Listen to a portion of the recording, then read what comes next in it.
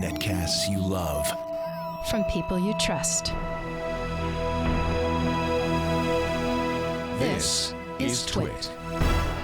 Bandwidth for MacBreak Weekly is provided by CacheFly at CACHEFLY.com.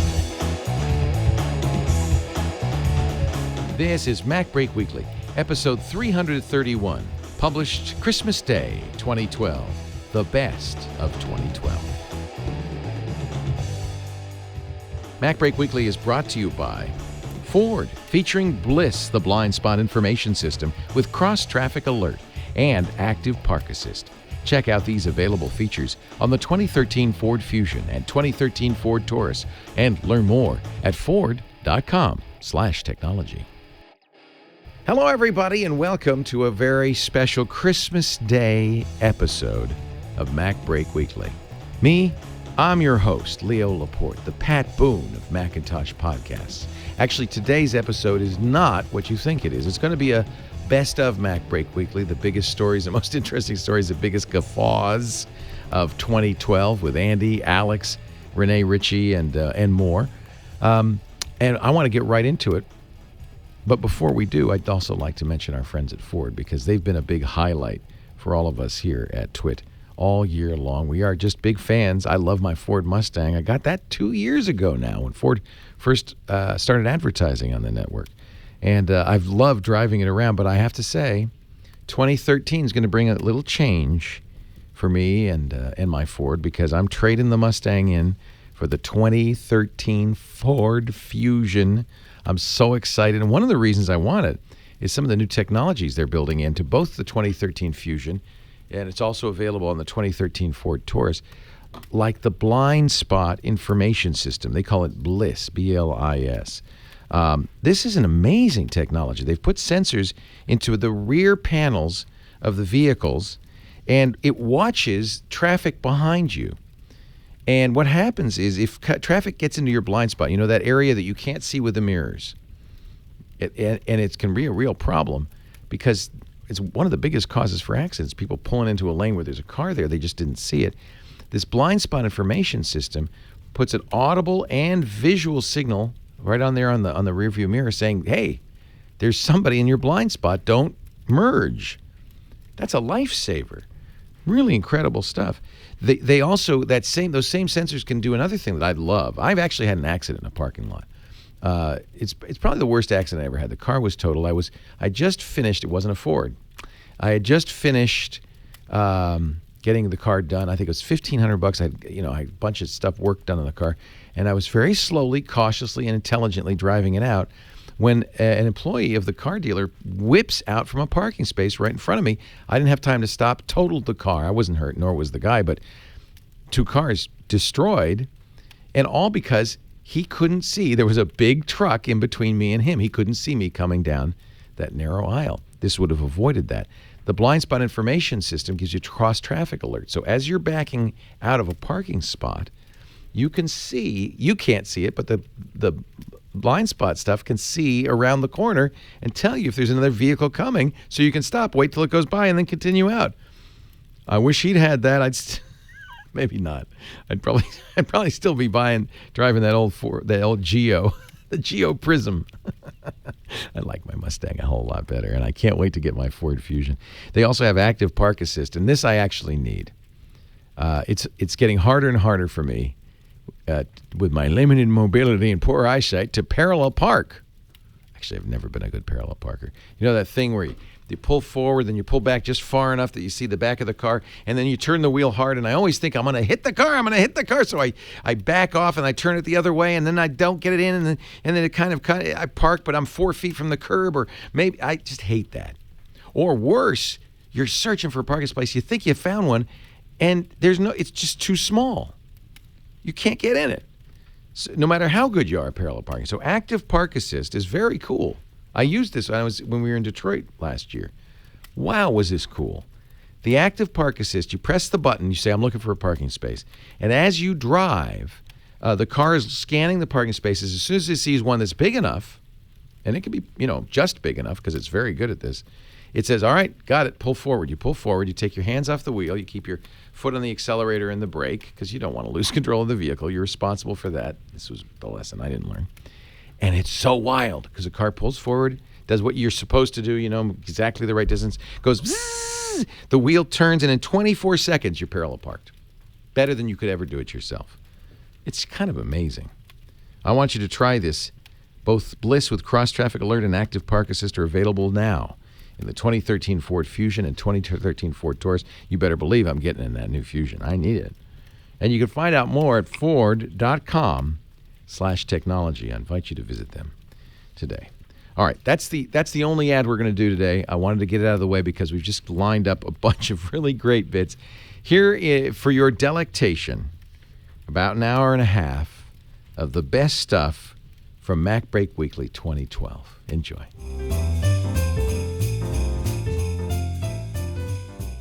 It's time for MacBreak Weekly, the show that covers the latest Apple news, in this case, live from CES 2012, where there is no Apple news. Somebody made a very big mistake here. Good news, we got a great panel. I'm going to start all the way to the left with Leander Connie from cultofmac.com. Leander, great to see you. Good to see you, Leo. Why do you come to CES? There's no Apple news here. Oh, I beg to differ. Apple's not here, but everybody else has got Apple products. All right. We'll talk about it in just a second. Alex Lindsay has actually brought some products, in fact, some fun stuff to play with, including a Thunderbolt drive. I like drives. Alex Lindsay from pixelcore.com and pixelcore.tv. Sarah Lane is also here from iPad Today and Tech News Today. Hi, Sarah. Hi, Leo. We're going to do iPad Today here on Thursday. We're gonna walk the iLounge. 28,000 square feet of iPod cases. Yeah, it's a lot bigger than last year. So, That's huge. But there's more than just iPod cases. Thank goodness. I hope so. Also here from Cult of Mac, Irfan Elijah. It's good to see you, Irfan. Nice to see you again. I don't know if you've been on the show before, but have we met in person? I don't think. We have met in person. We danced together at South by Southwest. That was I got so photos much fun. of it. Yeah. Apparently, I didn't do a really good drunk. job. Yeah, I think you were a little. We danced together? Yeah, we actually went like this. Dun, dun, dun, dun, dun, Really? Dun. Yeah, I have pictures of it. I'd love to send those to you. Please, yeah, just put them Send up to in Sarah. a She'll public use them. Flickr set, please. Okay, I'll do so we that. can all enjoy So, them. Leander, why is this a good show for an Apple blog like Cult of Mac? Although, by the way, you're branching out with Cult of Mac. Right, yeah. It's new more blog. than Mac, baby. Right, Android now, too. Cult of Android. Right. Are you going to shave Android into the back of your head? Put a little robot? Unfortunately, I don't have enough hair. Too late, huh? Too late now. Yeah. Maybe I'll stick it on. Now, do the Apple fanboys say, "Oh, you're apostate now"? Yeah, we are running a risk of alienating. I hate to say a small part of our audience, probably a big part of our audience, with doing this. But we were getting these debates. Every time we talked about Android in a news story, there would be. We'd get a lot of traffic. We get a lot of Android fans coming in and debating this stuff on Cult of Mac. So it made total sense. It was just like the old days of the Windows versus Mac, right. PC wars. It is exactly like that for anybody who lived through that. Right. Yeah. It's Redux. It's exactly the same stuff again. I mean, it's a very, very even down to market share and all of this stuff. Right. Well, yeah. Apple has huge market share right now, but at some point, I think Android's going to become the Windows. Yeah, and they debate the same sort of stuff, like the availability of software, which one's a better platform, which one does this better, which one does that better. Yeah. Cool. Is that cultofandroid.com? Cultofandroid.com. Well done. No, I think that's great. And I know Mike Elgin is writing for you. In fact, he has the article "Why Apple Will Dominate CES," and that has been true every year since the iPhone came out, since 2007. Yeah. Last year, everybody was talking about iPad 2. The year before iPad. The year before the iPhone. I think this is the first year that it doesn't dominate. Now, it's early days. The show's been going on for 2.5 hours, so it might be too early to tell. But I see a lot of Microsoft, a lot of Windows Phone, a lot of Android. True enough, exactly. I know. Microsoft has really come back this year. It's ironic. This is their year. Yeah, Their right. last year, but their year. Yeah. They're going out with a bang. Yeah. Very interesting. I think while Apple's not here and while you're not seeing a lot of the new Apple products, the one thing almost every person, almost every article that I've seen, every time they talk about anything being added to the TV, they say, but we're not sure how this will compare to the iTV. Apple isn't even here. They haven't even announced it. There is no iTV, but it does. But every on their mind. Every TV is going up against this mythical beast that this unicorn that but we've seen this unicorn so many times now. we've seen it. Oh, they're never going to build a phone. Oh, they're never going to do an iPad. Oh, they're never. And so you hear this, and then it just starts to keep on picking up speed, and it seems like a lot of when we're talking. You're saying it feels like the drumbeat for the iPad and the iPhone. Well, I'm just saying pre-release. It feels like it's a CES pre-release where you have manufacturers that are very concerned about how whatever Apple's going to do is going to affect their business, and they're trying to figure out ways to add interactivity, ways to add Google TV, ways to add their own tools, their connected pieces. Well, I mean, they should be doing that anyway, whether or Absolutely. not there's ever an iTV coming down the pipe, and there's probably not going to be one this year. It's just, I think it makes for a good article half the time. Yeah, I just find it interesting how often you see it getting brought up. Irfan, have you seen that LG 55-inch OLED 4mm thick display? I have not. You is haven't? It on the show floor? No, it is I've on the been, show floor. It's in gorgeous. a dark cave writing for days. You writers. Well, I know Sarah saw it because it was at that event that I wasn't allowed into last night. Not that he's bitter. Digital Experience? I wasn't going to say the name, but yeah. So and I saw it as we walked in the show floor. We took a look at it actually on our live feed. The rumor is, and I'd love for the Cult of Mac guys, because I know you hear all the rumors, that since LG already makes Apple's panels, maybe this, which is not LG television but LG's panel division, maybe this is intended for an Apple TV. Sounds plausible. Does it? For sure, Does it sound sensible? The only issue, of course, would be cost. Could Apple get away with charging $5,000 to $8,000 for an Apple TV? Oh gosh. No, I yeah, don't think easily. So. Probably. You think so? I do not. Well, That's initially, a lot but of money. Especially since LCDs are now down below $1,000 at that size. Yeah, I mean. By the way, LG was not at Digital Experience last night. I thought that the Samsung's was. The Samsung's was. It wasn't the They didn't have LED, the OLED? though. Oh, well, I didn't miss anything. No. Well, these guys have huge overcapacity of panels, right? So they're dirt cheap, and they're dying to find a way to get rid of That's them, right. to shift them. That's right. The trouble is, I think, with when you think about Apple, is that they come out with a new iPhone every year, they have a new iPad every year. They're in the hardware business, and they're in the hardware upgrade business. Every year they have something better. And how are they going to do that in the TV business? I think that's going to be difficult for them to figure out how exactly do they get people to upgrade the hardware if they're going to use their traditional hardware business model. But It is true that the Apple community is willing to pay higher prices for their gear. We are. But look that's true. But 10,000, 8,000, 5,000 for a TV. I would be very No, surprised if we that's- saw anything more than 2,000 or 3,000. I So if totally Apple did agree. that, Yeah. It has to I be a don't- consumer product. yeah. they won't necessarily charge a premium, because look at the iPad. The iPad is actually probably, was a really good deal when it came out. It was really shocking. Isn't that interesting? But they were, and even though Steve Jobs said we are not competing against netbooks, they really were competing Right. against the low-end, Yeah. low-priced Yeah. computer hardware. yeah. And that's true in TV right now. I mean, it's been such a bad year for HDTV manufacturers. They've been dumping their panels, as I said, for less than $1,000 for a 55-inch display. And I think people, if Apple decided to go down that path, I think that what they are going to bring is more applications. They're not going to just bring video. Yep. I think what you have people that are tired of the viruses of their little PCs, and they're tired of, or they don't want to buy, they realize all I'm using it for is web surfing and email, and I just want to incorporate that with my TV and not think about it anymore. So I think the sell point, if Apple decided to go down that path, is that this isn't a TV. This is how you communicate. This is how you do all that Right. other stuff along with your TV, in that experience. I totally agree. One of the things that Steve Jobs had said before was the problem was getting people to buy this hardware, right? Because they already had TiVos, they were getting stuff from Dish, right? They didn't need to buy any more hardware. So if it comes built into the TV, it's like then all of a sudden people are like, oh, Apple has a TV. Oh, and it comes with all this extra functionality that I would have had to buy an Apple TV or some other device to get. So for me, it's like a natural choice. And if they make it similar, close to like a nice high-end TV, for me, it'd be a no-brainer. Yeah. I mean, and I think and there's ways they could make components that are interchangeable. I know it's not exactly Apple, but something that could pop in, pop out, so they can change. Well, see, that's why I wonder why even bother with a panel. You got an Apple TV that can do all those things. Now, I have to say, Apple is felt here in kind of in a non-explicit way, because every TV manufacturer is showing TVs with built-in apps. At the Yeah. Which show. are still Smart- really, really hard to use. These smart TVs. Yeah. I don't know. I was looking at the LG. Now, I only went by cursorily, but in fact, we showed everybody, if you watched our live stream at the beginning of the day, the LG TV with Google TV. Was it LG? Yeah, with Google TV built in. It was an ice cream sandwich. They had a remote that I thought was decent, but then they also were showing you a phone and tablet interface. Android, not iPhone. Well, that makes sense. And I thought that it was actually pretty clear, pretty easy to use. Right. Certainly no worse than an Apple TV. The big icons. and- Alex, why do you think that so many apps are so hard to use in a TV interface now? Because you don't. I mean, going through it with the remote control, do that little whatever that they Yeah. want you to do. Now it does make sense exactly with the Google TV integration with an Android phone or whatever. If you have an Android phone, that totally makes sense. But I think that integrating our lifestyle with our little portable whatever that is, our iPad, our Android, that makes it easier. That makes it like, because I don't lose this very often. My family loses the controller once a day.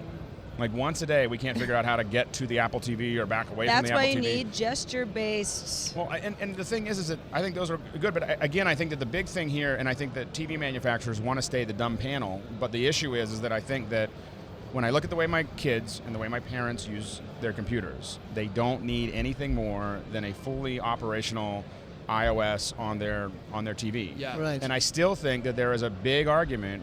Again, the Apple TV's fine, but I think that there is a big argument for a camera that's going to do Connect kind of solutions as well as the FaceTime. And I do think that FaceTime blows up for families. We do so much FaceTime now with my kids' grandparents.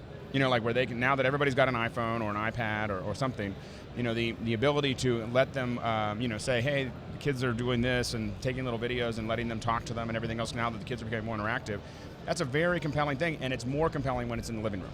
And I think that I don't think but I do think it's the total computing experience. It's getting rid of the computer, and I think this is what Apple's doing. They're getting rid of the computer for the average person across the board. I mean, even with their own line, they're slowly winding it down. But I think that they're slowly just cutting off. Instead of trying to beat Windows, they're just creating a whole other They're game. just adding everything It's into a completely the new media center. paradigm. And they're very good at expanding their experiences, right? So they started with the iPod, and that brought a lot of people to the Mac, and then they had the iPhone, and then all of a sudden, oh, hey, there's an iPad. It's just like the iPhone. I can already use this if I buy one, and I think that's going to be a big selling point for the TV. You get a TV, and it's like all of a sudden, you already know how to use it because it interacts so well with the devices you already own. That's the Steve Jobs phrase, you already know how to use it. And that was key, wasn't it? In fact, to the acceptance of the iPad, it was just a big iPhone. And I think that's why it has sold so much better than competing Android devices. We have some videos that you took on the show floor. I know you, Alex, are going to be doing this. We actually shot these ones with a real camera? With a real camera. So Lynn Son shot of a these. gun. How do you do that? I know, it was crazy. It was crazy. So Lynn actually shot them, and I ran around, and I came ready, but then I ended up. I've been doing? I've been using my iPhone and doing Audio Boo, which is audio only, and Social Cam for video, and just blogging with audio and video. It's been kind of got me back to my roots when I was an unaligned, unaffiliated journalist trying to get a story. It's remarkably It's kind of refreshing that it's not because you see, even with this, you've seen me. It's so simple. I start rigging things up though. Yeah, you can't make anything simple.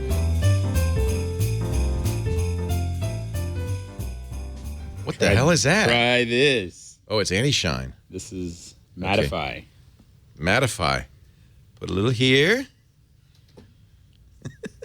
Don, isn't it wonderful that we have that natural beauty that just shine its way through without Look at makeup? that. The shine is that crazy? gone. Isn't that crazy? Where can I buy more of that? I need know. a tub of that. So here's the thing: is sometimes they were gonna put it out of. They were gonna get rid of it because yeah, you know why? It's gonna give me cancer, but no shine. No, it's like when we were doing interviews in the Seychelles, and we put this on someone, and literally the DP who's worked all over the world in all these productions. I literally put it on the first subject, and he looked at me and he goes, "What did you just do?" That's magic, especially in the Seychelles. You need that. Yeah. So Ken, you came out as did Andy from the East Coast to Macworld Expo. You're coming back next year? Yeah. Okay. Absolutely. Oh, okay. Just checking. I mean, do you want to talk about it? It's kind of small. Kind of small, wasn't it? No. I don't know. I was reading a few things when I came back, and the best thing that I found to sum it up is something that Chris Forsman over at Ars Technica wrote. As a tech journalist, Macworld has gradually become less interesting. As a user of Apple's products and a geek in general, however, the show has become perhaps more interesting. Nicely put. I was glad to see him print that because I just kept having this sort of feeling like this feels better to me somehow, but I'm not sure why. And that's really the way. There was a whole different energy, a whole different vibe. Yeah, I'll definitely be back. Small though it may have been. And Gene, you said no. Now both you and Oliver go as exhibitors, right? So it's a value to use an exhibitor. It's a fantastic value. It must be decreasing value. I mean, Adobe's not there, Microsoft's there, not Apple's not there. There's a reason these big companies aren't going. HP was the biggest company there, and I wondered why.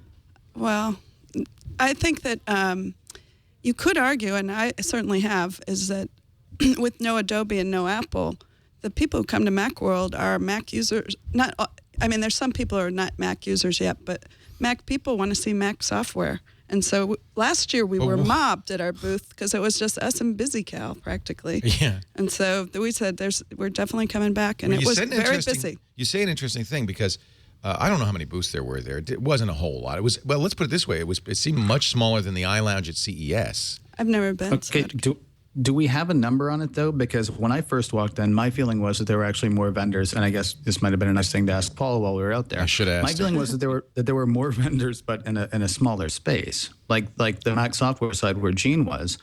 Nuance was over there. Nuance last year had a bigger space, and this year they didn't. So I don't know if that means that Nuance decided. I don't know if that means that Nuance decided to reduce its footprint, or if the whole Mac side was smaller. I don't really know. But to me, for a while, it felt like there were many more people there, just crammed in tighter. I thought it was just a more target-rich environment than it was last year. I got to admit that I was a little bit disappointed with last year's show because it really didn't take me long at all to feel as though not only had I walked through every aisle of the show last year, but also that I have seen everything I would want to see. I have had in-depth conversations with as many exhibitors as have in products I'm really interested in. This year, I had my schedule was really compressed. And out of 2 hours, I still was about 25% short. There was still like 1 aisle and a half that I haven't covered yet. But it had more interesting things in it, more things you might recognize from like a Kickstarter campaign 6 or 7 months ago. In fact, I was talking to a friend of mine who she's been a friend of mine for about 10, 15 years.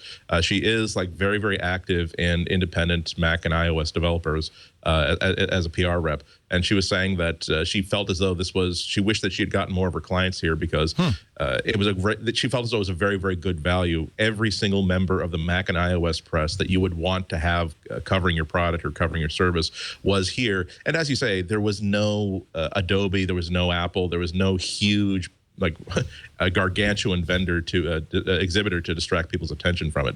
So I got a lot more value out of it. I certainly got at least 4 or 5 columns worth of information out of it. So I was pretty happy. My opinion was actually a little bit topsy-turvy from Ken's in that I thought it was certainly a good show for me. I thought it was an entertaining show, a huge step forward in terms of the content, because I thought it was a more successful marriage of the old-fashioned tutorials on how to get things done with your devices, as well as just entertaining exhibitions like the interviews with the South Park creators, stuff with Jonathan Frakes, that sort of stuff. But when I was introduced to people who had flown like halfway across the world to be here, I was glad that they were there. I'm not sure that if they had asked me before they traveled, should I spend $2,000 to fly out to Macworld, iWorld, I would have to say, how much money do you have? Because if this is, it was an entertaining show. I'm not sure if I personally, in my budget as a freelance journalist in a print medium that's slowly dying, that I would spend $2,000 to attend this show. But it was very, very good. I'm really excited to see what happens next year because it's definitely on the correct trajectory. And I thought that this year's show was a good value for a lot of people. It is a transitional year, obviously, from, and maybe that's partly what, for me, I'm still living in the past. 27 years Macworld's been going on. Now, I do have the press release, which IDG just released. Thank you, IDG, for sending this out here. 25,000 people, they said, 40% of whom were first-time attenders, 300 exhibitors and sponsors, 100 new products, 75 tech talks, and, of course, a much-reduced price for the iFan Pass, only $80 if you wanted to go to that track. But it's a transitional. I mean, it really is part of a transition from the way it used to be. It used to be you'd go to Moscone Center on Macworld Expo Day, and the palpable excitement, there was the traffic jams, the number of people. And, of course, that's because Steve Jobs was speaking, Apple was there. It was a very different event now. Oliver, will Boinks continue to go? Certainly. I think it was very worthwhile for us to come over. Let's do the litmus test. Andy, did you stop by our booth? Unfortunately, I think you were. Okay. We're looking back to the left. I missed that too. I saw Oliver at our meeting. You missed Well, us well, too. you making it up now? I saw you. I did go by you, but I completely missed your booth, and I apologize. Where was your booth? It was actually in the Mobile Apps showcase. It just shows you that it is big. It is big so enough. it's big. Yeah, it's big enough to miss something. Yeah. You know what made me? You know. Go ahead. Then I'll say something. So it was worthwhile for us, and the strategy clearly was that we wanted to have like a little pod there on the Mac Mobile App Showcase as sort of a meeting point. You had a pod, not a booth. Yeah. And the meeting point, on the one hand for the users, and on the other hand, of course, for people like yourself, the press and other important multipliers, and I think it worked out quite well. Notwithstanding that we won 2 awards actually. Yeah, that's not so bad. What was the other one? You could say Mac Observer. Editor's Choice. Very nice. And Smile won that as well. And the Smile booth was on the same side of, we were neighbors on the Mobile App Showcase, and so we decided to petition for next year to call this the award zone, because between the two of us we had like 5 awards. And I have to say, it's not she's ahead one. It's not why you and Gene are here. It's just because you're friends and we love you. But hey, that's pretty cool. Yeah. We got the award winners here, ladies and gentlemen. It's like the Meryl Oscars. Streep and Dustin Hoffman of Mac. Oh yes, multi award winners. But do I look like Dustin Hoffman? Oh yeah. Later. Yeah, Meryl Streep. Oh, okay. No, I look like Meryl Streep. That's not nice. The thing that kind of really bummed me out was the Mac OS X Alley. This was, and so you make Mac software. You both make Mac software. Is Apple kind of is this some sort of reflection of the fact that Apple's kind of become not a computer company but a consumer electronics company? Is OS X dead? Is software for OS X dead? Why was it such an alley? Well, it's interesting because we did this last year in 2011, and we were in what was called like the Indie Pavilion or whatever. And there were actually fewer booths, but the way that it was set up, it was easier to see them. It didn't have quite this the back alley of Mac was. It was. I was stunned. They even had signs. It almost looked like, don't. You must be 21. Abandon all desktops, ye who enter here, or whatever. It was like, oh my God, it's the OS X zone. Yeah, it was. In fact, we decided at the last minute to take a booth in mobile apps as well, because we were showing an iPad app, and we weren't quite sure what the traffic was going to be. Back there. Yeah. Often that area is very, even though it's out of the way, it's very popular because everybody, like you say, want to go to Tiny Town. That's where like the new things. But the way it was set up this year, I would say bad feng shui. Right. And but so maybe it was still busy. I think that's what it was. I don't think that's all it is. It was just where it was. There were definitely more Mac developers like us there this year than last. All right.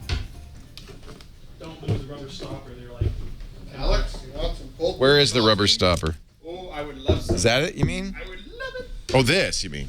Andy, can you hear us? rubber stopper goes in the bottom of Yep. the plastic. Oh, I see it right there. That's very important, huh? It's in with the filters. It's lost just like that old light abrasive. Yeah, the whole thing is shot. Anything that looks like a flask is, anything that looks like it's going to work for me. Mike Ilgen, that might be you. How's Toddy formed? That would be me. Hang on a second. Yeah. So this goes in here? No, it goes in the bottom of that big plastic thing. Oh, yeah, very important. Goes in here. For 12 hours. Okay, I got it. So then this goes in here. There you go. And then you put coffee and water in here. And you put it in the fridge? Yes.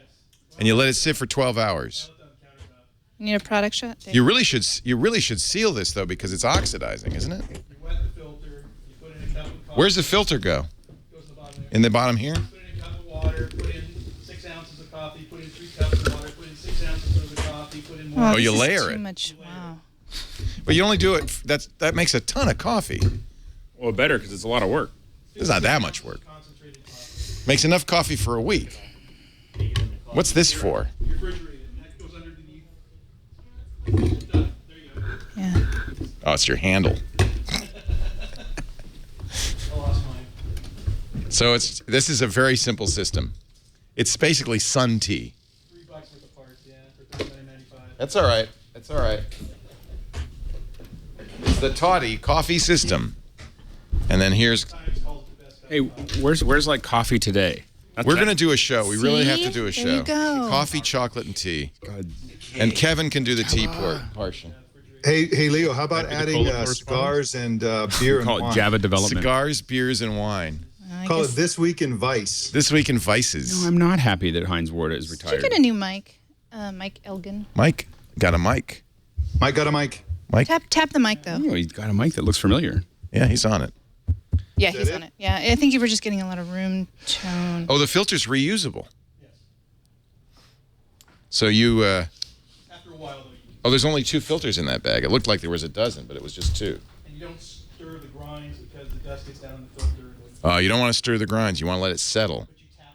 Insert the stopper to the outside bottom of the brewing container, then dampen the filter and insert it into the inside bottom of the brewing container, and then add 1 cup of water, 6 ounces of ground coffee, 3 more cups of water in a circular motion, not stirring, but a circular motion. Then add the remaining 6 ounces of ground coffee. So it's a total of 12 ounces of ground coffee. I have one of these KitchenAid grinders. What kind of grind do you like? I went to, they said French press grind, a coarse grind. A coarse? A coarse grind. Okay. Steep your coffee grounds for 12 hours to create a smooth, rich flavor. Oh, I forgot. Finally, wait 5 minutes and slowly add the last 3 cups of water. Do not stir. Stirring the bed of grounds can result in a clogged filter. Lightly press down on the topmost grounds with the back of a spoon to ensure all grounds get wet. Hey, Mike, do me a favor and tilt your camera. Steep your coffee grounds for 12 hours. You can see. Filter. Remove the stopper and let your coffee concentrate There we go. flow into the glass decanter. Other way. And then you put the There. decanter in your There we go. fridge. Awesome. They recommend 1 part of coffee concentrate to 3 parts of water, milk, or soy mixed to taste, making your coffee as strong or as weak as you prefer. I now have more ways to make coffee in my apartment than I have to make food. I have an espresso machine. I have the Bodum. I really like the Bodum's not a French press. It's a Mr. Mocha. I like the Mr. Mocha. It makes the bitterest, most acidic, oily, thickest burnt brew ever, and it's delicious. So there you go. This may be too smooth for me. We're waiting on the cream. We don't have cream? It will be here in a minute. Oh, thank you. How can we not have cream? Cream? I wasn't here Sunday. Oh, okay. John is our creamer. All right. Did you make the cream? Ooh, Gary, this is what we need. This is much more fancy. Sheesh. The Yama Cold Brew Drip Tower. Burke wants one of those. Oh, look at that. Blue Bottle has this? This looks so cool. I might as well, since I already have a kitchen devoted to coffee preparation, I might as well. I eat out and I make coffee. The only thing I do in my kitchen is make coffee. See, that's what I'm going to get.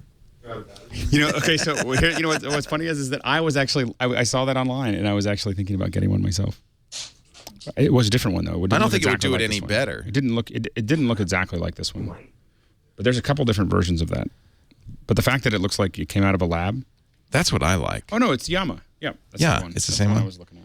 Through a unique 8-hour process, using pure ice water, ice drip coffee produces a unique flavor not found in regular brewed coffee. Although it looks like complicated lab equipment, the Yama Cold Brewer is very easy to use. I don't know what accent that is. It's going all over the place. And that pick of the week last week really did a number on you. I thought it would just make you vibrate for a week, but now you've actually found religion. Yeah. Funranium. I did. It turned me. The Bible did to Kirk Cameron. Funranium did to you for coffee.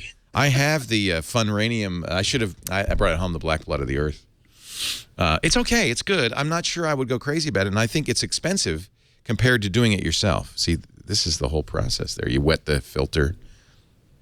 Plus, this way you get to have gadgets. Right. Yeah, I think so. A couple months ago, I was looking at this, and I was just trying to decide where I'd put it in my kitchen. That was the whole thing. It was like, look at this part. Brass fittings, kids. 1 drip a second. But imagine people coming over and saying, what are you making? Coffee. I'm making cold drip coffee. Making coffee. Is this like that series at AMC? Is it like, have you been diagnosed with something and I decided I'm just going to make $1 million in a shack? Yes. Look at this. It comes in a flask, an Erlenmeyer flask with a glass stopper. It's worth $210. Well, Is there audio with that? And it's thing? perfect right it's next to not. your sous vide Never mind. cooker. what's a? Oh yeah, you're a sous vide guy. Yeah. See, that's a little too weird for me. I can't. I have to heat my food. I heat the food. Yeah, to the very, perfect temperature. very little. No. You put it in the bag. First of all, the plastic worries me. Well, you can Cooking in use plastic is a bad idea. You're not cooking it very much. That's the whole point.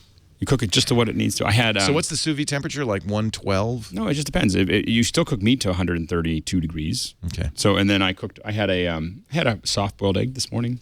It was I cooked it to 147 degrees for an hour.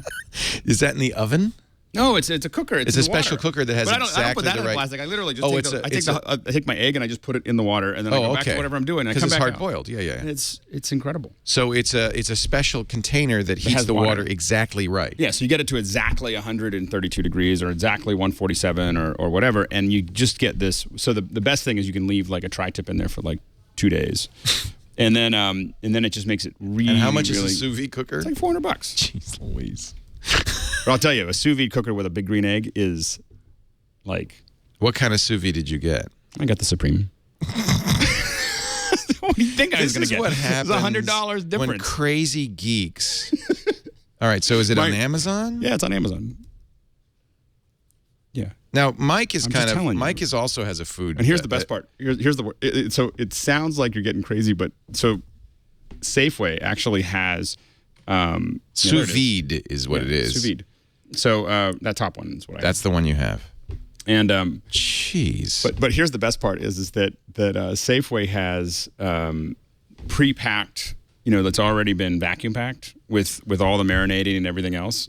And if you just throw it in there, you just like literally. So they actually have pre-packed sous vide. It's not for sous vide. It just happens to be pre-packed. Oh, it just turns out that you take it and you throw it in there. Yeah. And you never have to. And I just worry about cooking in plastic. I really do. Isn't there bovine growth hormone or something? I don't know what it is. I don't know. It's really good. And then what is this? The Awatani torch burner. Yeah, because what happens is when you get your meat up. Oh, now you have to brown it. You brown it. Now I oftentimes use a. This meat is gray. Oh, well, you need the special torch. We didn't mention that. Well, I'm telling you. You're going to have to come over sometime. It's worth it. All right. Now, can you believe this? This is we all have essentially we have eating disorders. So this other side of ADD is eating disorders of some. Now, it's an OCD thing. Do the fair play provisions of like the FCC mandate give me the ability to talk for Coca-Cola, talk about Coke as long as you guys are talking about coffee? Yeah, you can talk about sugar, cane sugar. I just want when we do the This Week in Vice, I just want to seat at that table. That is a good cup of coffee. That's good, Gary. That is excellent. That's a good cup of coffee. Smooth.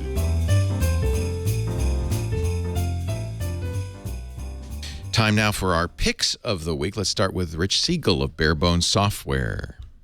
I owe my presence on the show today to one thing. What's and that? It is my pick of the week. It is this. It is the black blood of the earth. Do you drink it or pour it on your body? I would eat through the skin. Why choose? No, the black blood of the earth is a cold brewed extract of coffee. I'll just read off the bottle. This is because you live in Rhode Island and you grew up on that Fox's You Bet or whatever that was, the syrup. What is the coffee syrup you get in Rhode Island only? There are two brands, and it's actually the subject of gang wars here. Exactly. Eclipse. Yes. And Autocrat. I'm an Autocrat kind of guy. Oh, we can't be friends anymore. You're an Eclipse guy? What is wrong with you, dude? Oh, everything. Where do I begin? So these things are the most bizarre, and you can only get them in Rhode Island. So it's coffee concentrate, highly sweetened. It's the condensed milk of coffee. Oh, yeah. Coffee syrup is, yes. And you pour it into a glass of milk, and it makes coffee milk, which is very popular in Rhode Island. They love their coffee milk. In fact, in elementary school, they don't have chocolate milk. They have coffee milk. Coffee milk. which is great. If you've ever seen kids hopped up on coffee and sugar together. Yeah. So is this what you, if you grew up on coffee milk, is this where you end up at the Funranium Labs and store? No, this has nothing to do with coffee syrup. Oh, okay. The Black Blood of the Earth is a cold brewed coffee extract. It is I'll just read the label because he says it pretty well. It's a cold extraction concentrate of single geographic coffee varietals from around the world in the interest of not damaging or masking the delicate flavors with cream and sugar. Now, the interesting thing about this stuff is that because he cold extracts it, it leaves behind all the acids that make coffee bitter and make you want to sweeten it. Yeah.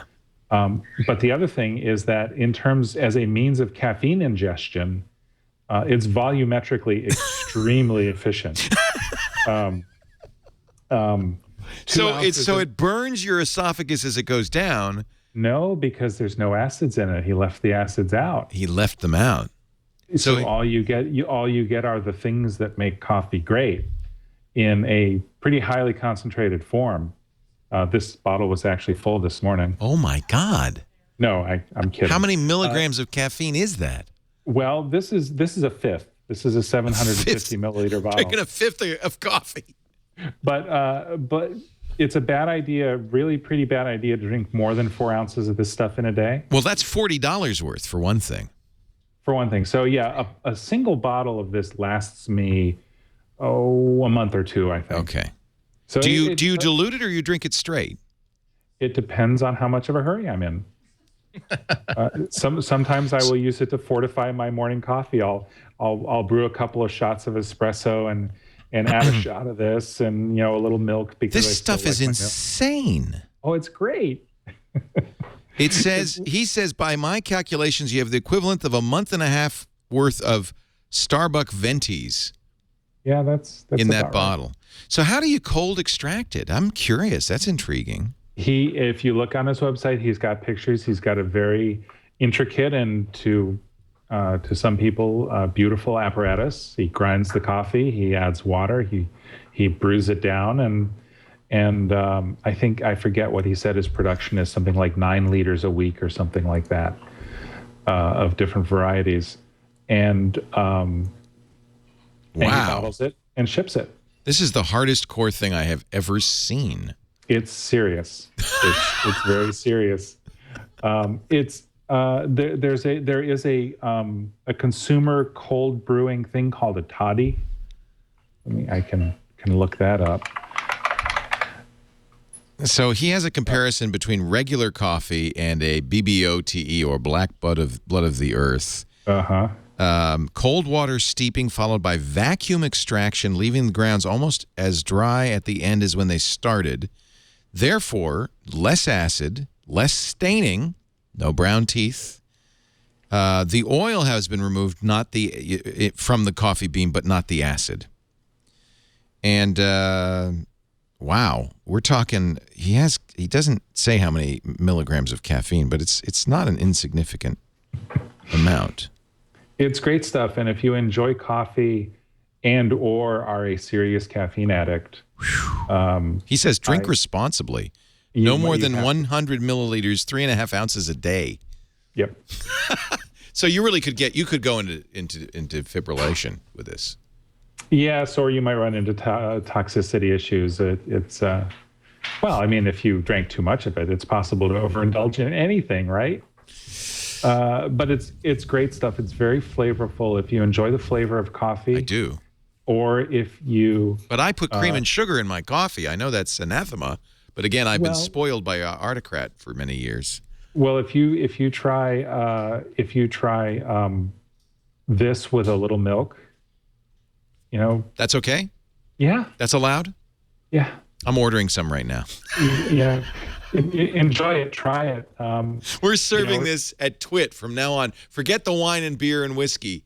It's the black blood of the earth from now on. That's right. This is great stuff, and I highly endorse this product. Now, right now he's doing a Peruvian, or you could get a Rwandan. So these are all single Guatemala. Which do you like? Well, I've had. a sampling of things so far. I'm on a bottle of the Rwandan right now. Yeah. And it's very nice. The Abakundakawa. Yeah, you could try the sampler. That's what I'm going to do. I'm going to get they have a $50 limited run sampler. These look like vials of blood. Oh my goodness. Well, they are in a very real sense. Holy cow! All right, I'm ordering this. We'll do it on the show. We'll do it as soon as it comes. Have a tasting. Yeah. Especially if you've got coffee fiends in the house. Oh, we do. We live on coffee, right? Right. I mean, remember, it's unsweetened, it's unflavored, it's just what comes out of it. So they have this comes with Death Wish, which is a soul blackening dark roast. Yeah. Guatemalan Mundo Nuevo medium roast, and Colombian Paez medium roast, and then the Rwandan. Plus 2 vials of mystery will be chosen by my capricious whim. Yep. Rich, I think you're great, but I understand why the universe led you to our show today. Yes. Yes, the universe has led us to the black blood of the earth. Is there anything else you recommend? Is there a special consumption device? Perhaps a syringe? I do not recommend injecting this. You should consume it orally. God. 50 milliliters per aura per day. And Burke in our chat room is wondering, do you need to wear gloves when you're touching this brew? If you spill the Death Wish, you may wish you had, but the rest of it is fine. Do not spill on its way to your gullet. That's right. Andy and Iko, your pick of the week. I don't know if you could top that one. Eileen, I'm hoping that, like, if you do get this in the office for the entire day, I want you to have a little indicator on all TWiT broadcasts indicating how much of this Leo has had. That's a great idea. This puts 5-hour energy drink in the back seat. I mean, this is for serious people. Have you ever tried pocket coffee? Yes, I know about pocket coffee. So this is like a shot of espresso wrapped in chocolates. You can actually... Yeah, I love it. Okay. Yeah, love it. Sometimes I just eat the beans whole because I find I just want to... But this sounds like they've done all the work for you. It's like pre-chewed coffee. It sounds like they need to sell this from an offshore island. I'm sure they are. This is a Jonathan Colton mad scientist guy. I could tell. And then 8 years from now, everyone turns into like Animal Man. It was just all a diabolical... You know, for $250, you can buy a 350 milliliter rugged stein of science. I don't know. Do you have one of these, Rich? No, I don't have any of the steins. They look appealing, but I haven't found an excuse to get one yet. It's fairly expensive. They have a 4,900 milliliter one. What would you put in that? Everything. I see. Here's my coffee. I see. But you wouldn't want to fill it up with this stuff. Well, no, the stein keeps things cold. The stein keeps things cold or hot. I mean, you could brew hot coffee into it, but I think the stein was originally conceived for cold drinks such as beers and soda. They also have a brass. Oh, that's very steampunk. I think I do need to order that. Yeah, he's got some lovely gear there. Yeah, but not required. No, the two are completely separate. The black blood of the earth and the steins of science are not related. Here's This is I'm going to send this to Steve Gibson for his 5-shot venti lattes. This is a 1,000 milliliter shiny stein of science. Here we go. You want the 4,300 milliliter Full Metal Jacket stein of science? You think so? That's the one I really want. Yeah, that's like a week's worth of beer. 1,000 is a little more than one really should. But it will stay cold all the way down. Mm-hmm. Do we want to talk about? I don't want to talk about, but I'll mention it. Google circumventing the iOS Safari's third-party cookie protection. This is what I think. What a bunch of Let me jerks. tell you. I'm serious. The conversation starts with what a bunch of jerks. Yeah. We don't know how high up this decision came, but the fact that this actually went into a live code says, Oh, man, I disagree. That's humiliatingly bad. I disagree. But anyway, go ahead. So what? This is the way I kind of look at Facebook and at Google. It's like they're in a prison cell, and during the day they've got this poster of Farrah Fawcett on the wall, and then at night they peel that back, and with a spoon they're digging away at the wall that is our privacy, and then every so often a senator comes by with the billy club and kind of goes da da da da da across the bars, and at which point they're back in the bunk and the poster's back in place. The senator leaves, and then they're back again with the spoon. But really, did they interfere with your privacy? All they did was put code in there that allowed them to put a +1 button, which wouldn't mean anything unless you were logged into Google at the time. Yeah, but I think so much of they already know you're logged into Google. But so much of it is about the spirit of this, which they ignore. And what they do is they look at their contract or they look at whatever the specs are. They say, well, technically, we didn't do anything wrong because we're not collecting your personal data. We're just doing this. But if you look at the spirit of it, which is basically, would you please get out of my business? And I think both Facebook and Google do whatever they can to get in your business. To me, it's even simpler than that. It is, I really just want to shake them by the throat and say, this is not a freaking game. If there is a user setting that says, I desire this level of privacy, and you do something to specifically circumvent that setting, you are a bunch of jerks. Just like if I have I can specifically tell any advertiser, I do not respond to pop-up advertising on websites. I hate it. I never use it. I just don't like it at all. I have voted and indicated that preference by installing software that defeats these things. If you then put in code that tries to get around that, saying, "Oh well, I bet that he would respond to my ad," that's because he hasn't been targeted effectively. Or, as I really believe is the case with some of these decisions, that I really believe there's a sense of arrogance in which they're saying, "Screw him. That's not his decision. If we can get this cookie installed, we will install this cookie. How dare he do something to stop us from our God-given moral right to collect as much information as we can. This will fix his wagon." Screw Andy Ihnatko, screw Chris Breen, screw all those users. We are entitled to every piece of information we can get. I would buy that. That's what gets me really, really upset. I would buy that if Apple had, I mean, this was a default setting to block third-party cookies. Apple says sites allow cookies only from sites you have visited.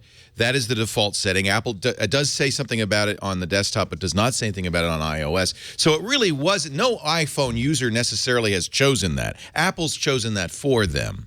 Well, by the same token, they've also not chosen to upload to Google every photo that I have on my hard drive. They've also understand. Not chosen. Okay, I mean, but I think it's not so clear because I think I really do think it's clear. Anytime you make that conscious decision as a developer that says, here is a protection against this thing that I'm trying to do, I'm going to exploit a bug or a weakness to get around that protection. You're not a criminal, but now you've taken one step more into the direction towards being a criminal. What about the contention? Here's my contention. I believe Apple set that not to protect my privacy. I believe Apple set that to protect iAds. What they would like to do is say, hey, nobody can have any information about our customers except us. And so as a result, they are very careful to, quote, protect my privacy, except when it comes to iAds. Apple's not interested in privacy. They're interested in market protection. And Google didn't even do this in such a way to impose on my privacy, merely to put a +1 button on ads on sites that somebody who has signed into Google has already said, I want a +1 button, in effect. So what Google's doing is saying to Apple, hey, no, in fact, our customers are telling us they want to be signed into Google, they want a +1 button, and you're blocking it as market protection, not as privacy. How about that argument? Okay, well, turn your iPhone over. What logo is there? It's not a Google logo, it's an Apple logo. Well, that's why I don't use an iPhone, Andy, but I don't think that Apple is on the side of the angels here. I think that's a mistake to assume. Okay, well, I'm not going to speculate as to the reasons why that the default settings for the Safari browser are the way they are. It's possible that what you say is correct, that this is a long-range strategic sort of thing where they don't want competition from the iAds. It's possible, though, that they are truly saying, what would the user want in this situation? Would they want a stronger browser that protects their privacy, or would they want a weaker browser that protects our privacy? We can't speculate. Or would they want a browser that breaks Google? See, I don't think Apple wants to break Google. It breaks all the boats in the harbor. they all sink at the same rate.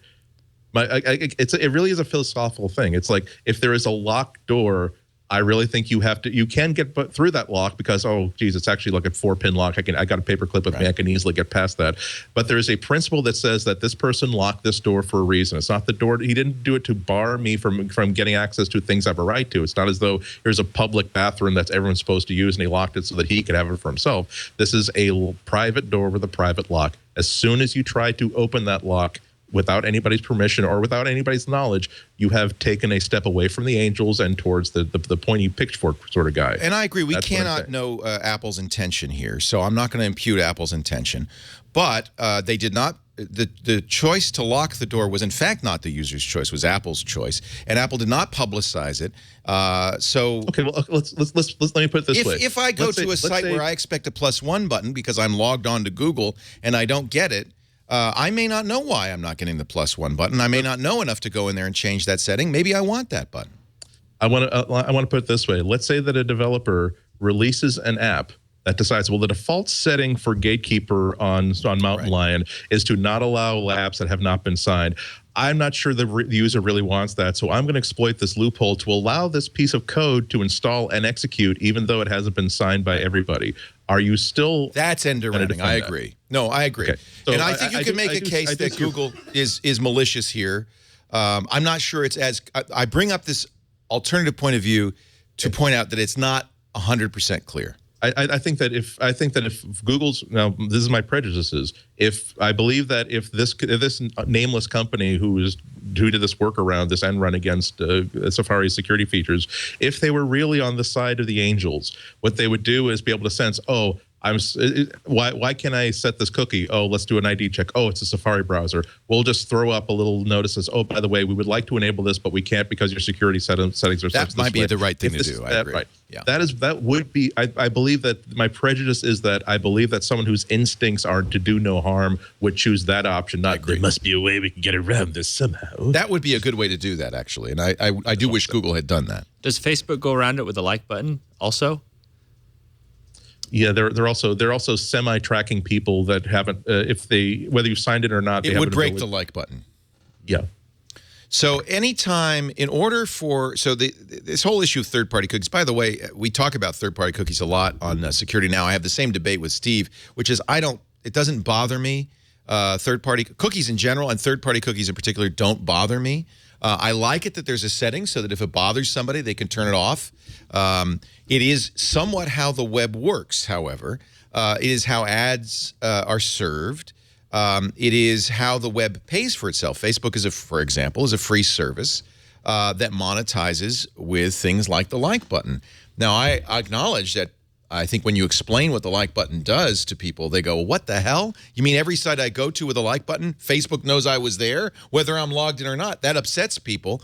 But in fact, if you get the full story, which is, look, you're getting a free service, they're monetizing, Google's monetizing by advertising. Their goal is not to say, I want to tell somebody what Leo Laporte's up to, but in fact to get ads served to you that are of more interest to you than just generic ads. I think that my point is that is a larger argument.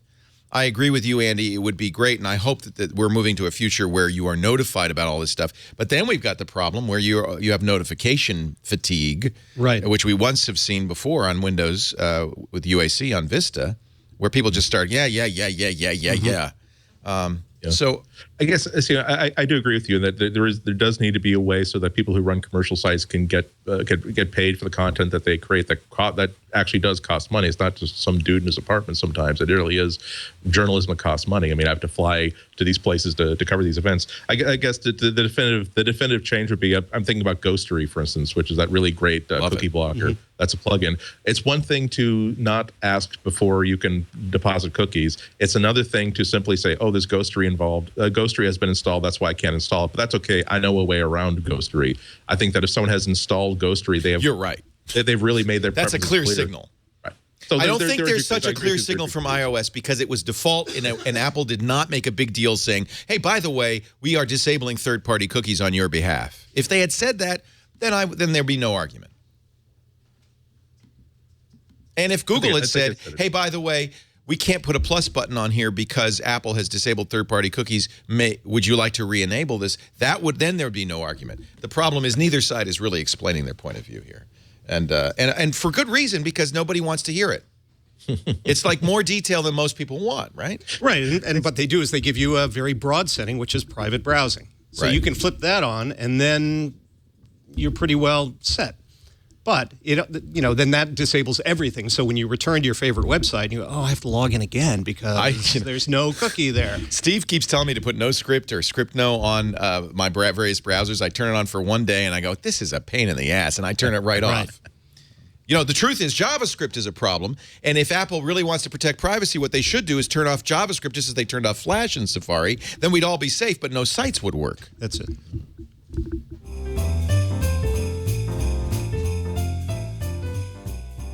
I like Jean-Louis Gasset. He has a turn, good with a turn of the phrase.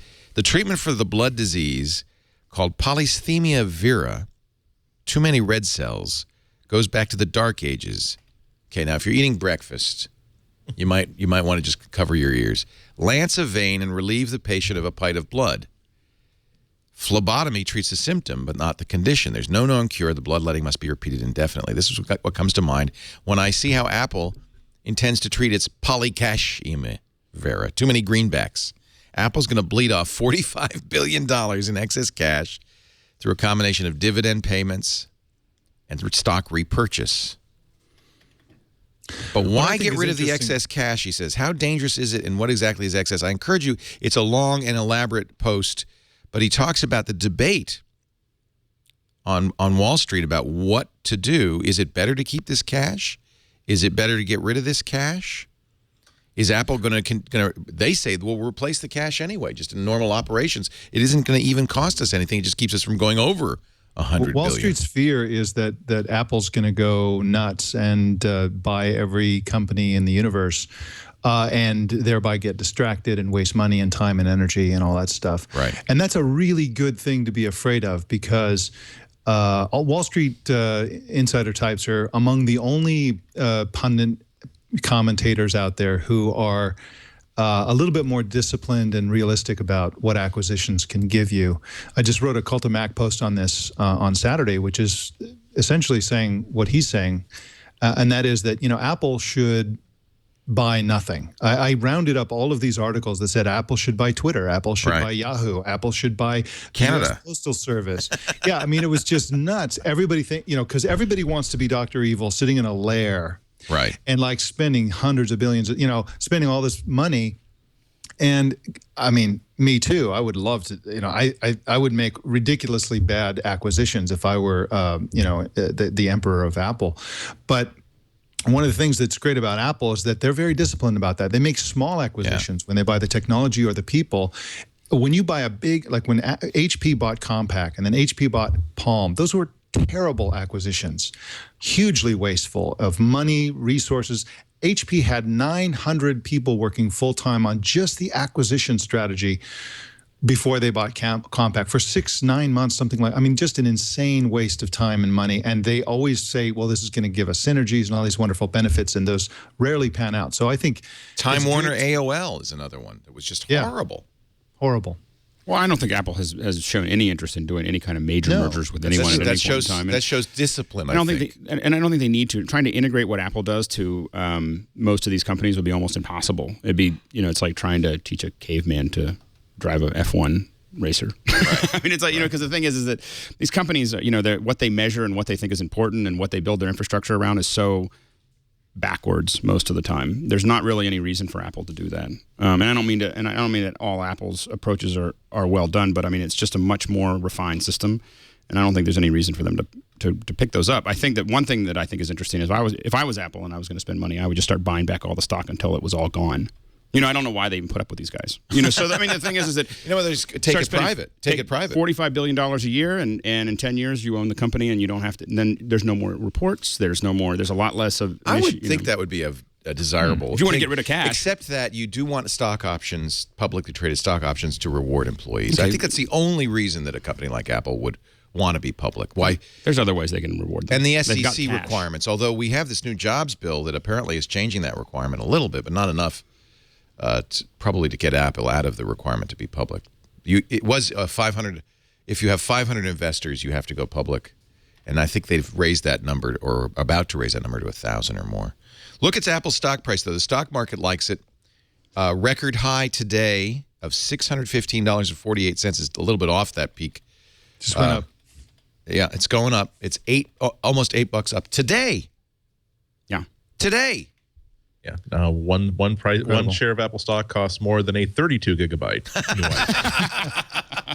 That's the new metric. We now say, how long will it be until we can get a MacBook Air for the price of one share of Apple stock? Not long, I think, at this rate. But it does make you wonder. All these, I've been reading financial reports over the past couple of weeks that keep saying, well, if they continue on this tack, they continue. It's almost impossible for Apple to bleed off as much money more money than they're actually taking in. Right. And I haven't seen a good answer to the question. Well, what if this is a really good?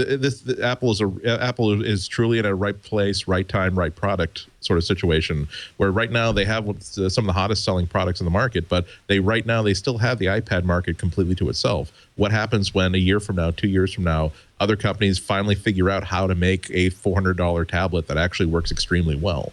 So that's why Apple is the new product is everything. So the new product is iCloud supporting Macs, MacBook Pros, MacBook Airs, iPads, phones, everything. And so even if Samsung came out with a superior tablet to the iPad, it wouldn't be part of your sort of ecosystem if you're, like I am, which is, you have Apple TV, you have everything. It still wouldn't be better. But is iCloud such an intensively good value add? I know you're just making one example. That's not the whole argument. But is Apple ever going to be able to make anything again that is so uniquely the only thing you can get that will be as good as anything else and be coming out with? Once they come up with the tablet, what's next after that? Is the TV going to be that next thing? I've seen that last week wasn't the first time that I think it was Gassé who was talking about a friend of his suggesting that maybe Apple's going to revolutionize cameras next. And I keep wondering, where is are they approaching the ceiling of innovation where there's a limit to how many revolutions they can accomplish in a 5-year period?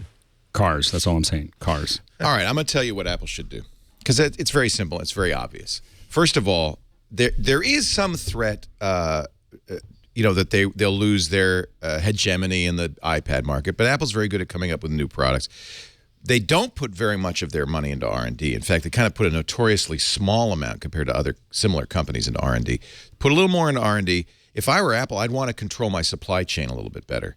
They are, for instance, very dependent on Samsung for every single display right now on the iPad. LG's ramping up. Apple should start, I think, if from a business point of view, should really start maybe building their own supply chain, because they don't control it, and that is a real risk, and it's why they couldn't make enough iPads in years past. So that's one. The other thing that I think Apple probably could spend its money on, let's see, I had two things.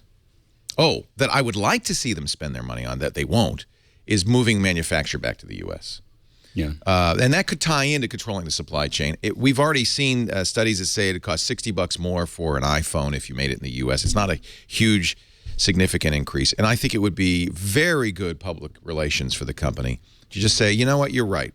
We used to make everything in the U.S. American workers are the best workers in the world. We want to make the best products in the world.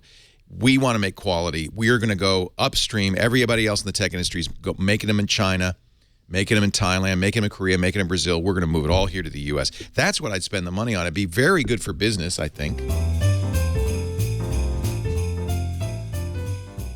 Apple has this. Now, I was a little head up over this, but I'm going to give you guys a chance to defend Apple over this. A California district judge on Friday granted Apple an injunction against the Samsung Galaxy Nexus. This is the most recent Google Experience phone, which makes it significant, by the way. It is not, and I'm sure this is why Apple picked this as a target, it is not modified in any way by carriers. This is the Google Experience, or by manufacturers. It's also the first phone running Ice Cream Sandwich. The judge found that it likely infringes on all 4 patents cited by Cupertino. But the judge specifically singled out 604, which is called the Siri patent. There was slide to unlock, what Florian Mueller calls data tapping, and I still don't understand what it does, and basically autocorrect where it suggests responses. But Judge Koh said the one she was most convinced by is the patent that says when you do a search, go out, look at a lot of different sources, and put the results back into a single unified page for the user. That's the Siri patent. And of course, I don't know exactly, I haven't looked at the complaint, but exactly where in the Nexus phone they're talking about. But I would guess it's the Google Voice search feature, which is very much like Siri, where you'll search for something, and I presume it brings back Yelp and location and other stuff. What do you think, Andy? This is all pretty gross. When you look at the actual patents that are being actioned on, they're so broad that two of these things I can tell you that I've actually written in code myself any time in the past 20 years because they're just that basic. If they're the thing that you're confused about is something that I think on Apple it's actually called data detectors. This is the data tapping thing. Data tapping. It's essentially the idea that if someone sends you an email that says, "Oh, that's cool. I'll be in town. If you need to get in touch with me, here's my phone number." That's the ability to detect that a sequence. Right. Yeah. That's to turn that into you tap that and it turns into an actual voice call. Okay. But I mean, is that really so complicated that it is Apple's sole property? The patent for Siri. Now, when the first time that I was looking at these problems. I'm trying to activate it here. Here is like the Samsung Galaxy 3 version of Siri, and as you can see, it looks almost identical. Yeah, isn't that part of the problem? No, that's not what the patent is. Not the problem is look. the patent. The patent is see here it is. As I was talking, it said, "I'm sorry, I don't understand. What is the real deep? Do you like to search the web?" It is really exactly like Siri, but that's not the nature of their complaint. The nature of their complaint is that the transmogrification of the phrase "What's the weather like out there?" to a search of a weather page on the internet, and then a search of, God dang it, it's Siri. Here, I can do it here. Let me try. I don't know. Chad, do you have an over the shoulder for me? No, it's what's the weather like out there? I'm just curious what will happen. Unfortunately, I placed the phone down on the MacBook that I use to control the chat, and so it's I see a magnet. I bet the lid is closed. I'm going to try to go into sleep now. More Apple innovation. Why don't they try to legislate that out? I see a magnet. So it did. I just did that though. I said, "What's the weather out there?" And this is the Samsung version. This is not Google Voice. This is a Samsung version. Now the Nexus does something similar with Ice Cream Sandwich, and then it gave me the weather for a very nice presentation. Uh-oh, you've muted. Now, I don't know what magnet you've got there, but you've now muted yourself. No, I've taken it off now. Okay. Am I good now? There you go. Sorry about that. I hate it when that happens. You got everything set up just right, and then... The next time, I'm actually a few weeks away from it's been a couple of years since I set up the studio. I'm now a few weeks away from truly moving everything out and rebuilding everything so it makes sense now. And I think that just told me that I'm gonna have to put something over this keyboard to keep myself from doing that. But to get back to the point, their patent on that they're using for this is just the idea of saying what's the weather and turning that into a search result specifically for weather that returns search results. And that's another thing that anybody could tell you that they've written code like that in the past 20, 25 years. It's just absolutely silly. And it's just so broad that, believe it or not, I mean, Apple also tried to get an injunction against this Galaxy S3 from Samsung. And the reason why the judge turned that down wasn't because it was only because that Apple had made so many requests of that judge that she just didn't have time on her docket for it. So right now, this is a very popular phone that a lot of people are very, very happy with and are saying that, myself including, that this is pretty much as good as an iPhone. It's just different strengths and different weaknesses. This would not be on the market if not for the fact that there just wasn't time in order for Apple to block it. And it just gets me really disappointed because I was thinking about this morning, that this is not the act of a greater nation. This is the act of a lesser nation. This is the act of a nation, of a society in decline. I'm not saying that this is a sign that Apple's going down. I'm not predicting Apple's going down. I'm simply saying that when you look at the things that make you think that a company has it all together. Suing other companies into not making competing products based on what appear to be very flimsy excuses is not that thing. Andy and I were on Trey Ratcliffe's Variety Hour, Trey's Variety Hour last night, talking about, among other things, iPad photography. And I think Andy thinks I'm nuts, but I love the camera in the new iPad so much. That's how I took that picture, by the way, of the Ford. That I've been using it for everything lately, and I'm just a huge fan. I got to admit that I have two problems with it. I might have been turned around on it slightly this morning because I was out to breakfast. I was ordering waffles, and the idea of like taking pictures and seeing like an 8x10. Yeah, baby. Pretty cool. As a matter of fact, this kind of looked better even because it was makes me hungry at the actual waffles. But my problem is that, number one, there is no way to take pictures like this and not look like the biggest Dorkenstein. Secondly, there's the problems of like using. There are inherent problems always with using the iPad in bright sunlight, and so that means that when I was taking test pictures over the weekend, it was a nice bright sunny day, which meant that there's so much glare coming off of this huge piece of polished glass that I really couldn't see what I was aiming at. Also, the sun was washing out screen, so I again really couldn't see what I was aiming at. And thirdly, when I'm taking it seems as though it's in many ways the worst of both worlds, where if I really want to go out and take good pictures, I'll have my real camera with me, and it takes incredibly good pictures. It's inconvenient because I have to carry it around a strap, but it takes great pictures. If I'm just taking casual pictures, I use my iPhone, and that's great because I can just simply carry it in my pocket, take it up, take a picture, then put it back in my pocket. With the iPad, I've got not great picture taking, or at least not great compared to a real camera, and I've got all the inconvenience of this big bulky thing. Unless I want to walk around with this big like $500, $800 object that screams to people, "Hi, can you grab this and run faster than me? Have a free iPad."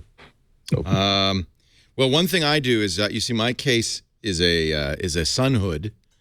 Because I have a case with a lid. So in order to take the picture, if you fold the lid over, it covers the camera. So in order to take a picture, you have to do it this way. And as it turns out, it really does block the glare very nicely. In fact, Alan Tepper in the Pro Video Coalition magazine and website wrote an article saying this is the new 4x5 view camera.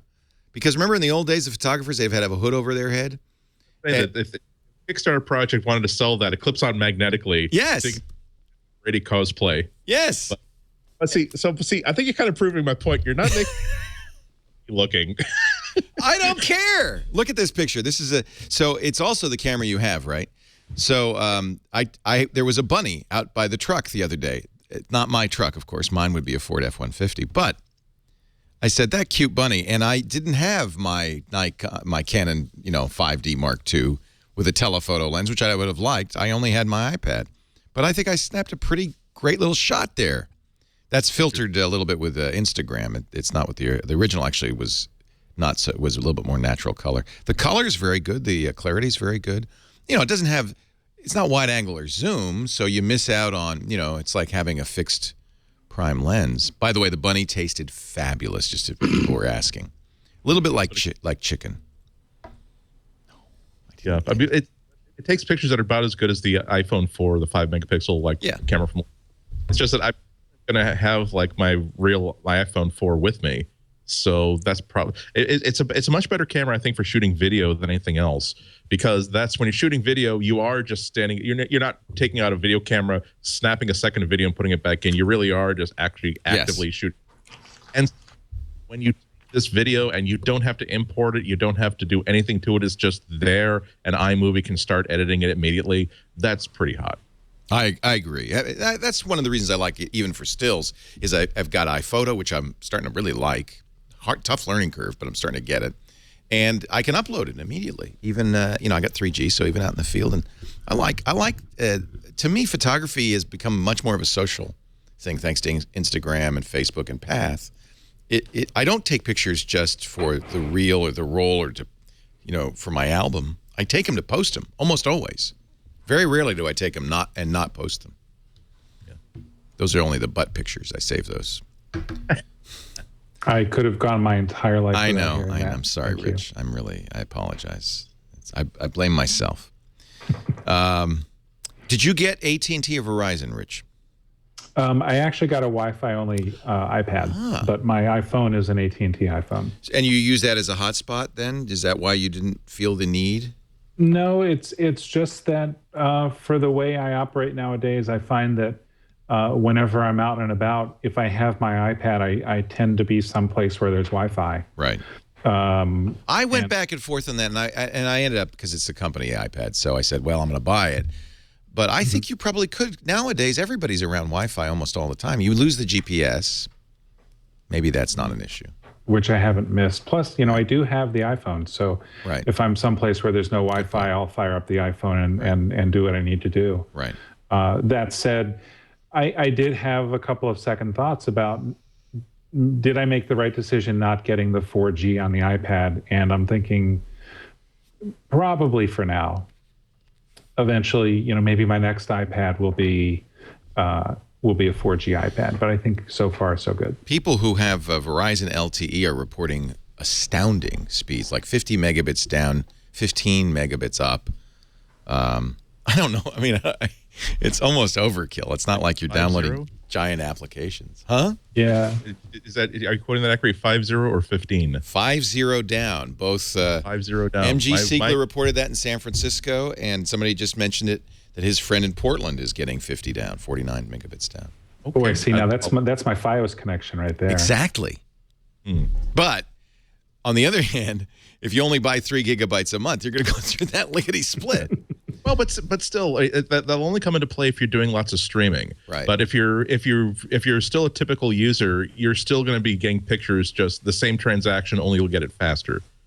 But I mean, this is the reason why that's a good point. When I buy my iPad 3, it is going to be an LTE model, because there's something about a tablet computer that to have an implicit connection to the internet really does change the device. Even if you just have to wait exactly 10 seconds to log into a public Wi-Fi, that really does change the experience a little bit. Also, I'm so aware that there's so many times when I just can't find Wi-Fi or good public Wi-Fi. I have to say that unfortunately the Panera up the street has lost its license as a venue for my working out of the house, because not only is the Wi-Fi terrible, even the HSPA Plus on the AT&T mode without LTE is faster than its own Wi-Fi. And then they changed then they increased the price of a soda by 15 cents. But now that I have a 4G iPad, though, now if I want to, I can work at the Chipotle. I can work at all these. I can work at the Dunkin' Donuts with the terrible Wi-Fi. It doesn't matter. Oh, you don't mean get a job at the Chipotle? Things aren't that tough. You meant I can get work done. It is a growing franchise. It really depends on your use case. So Rich may only go to the same 2 places all the time, and they both have good Wi-Fi. The bar and my study. That's exactly. right. You work at home, so But if you spend time at random airports across the country, or you're on construction sites or whatever, you need access, I could see it. I mean, what's good is we're getting great performance. Even the AT&T model, I was getting the highest I got was about 12 megabits. On average, it was about 7 or 8. That's what I reported in my review. But yeah, it's not a trivial upgrade. No, amazing.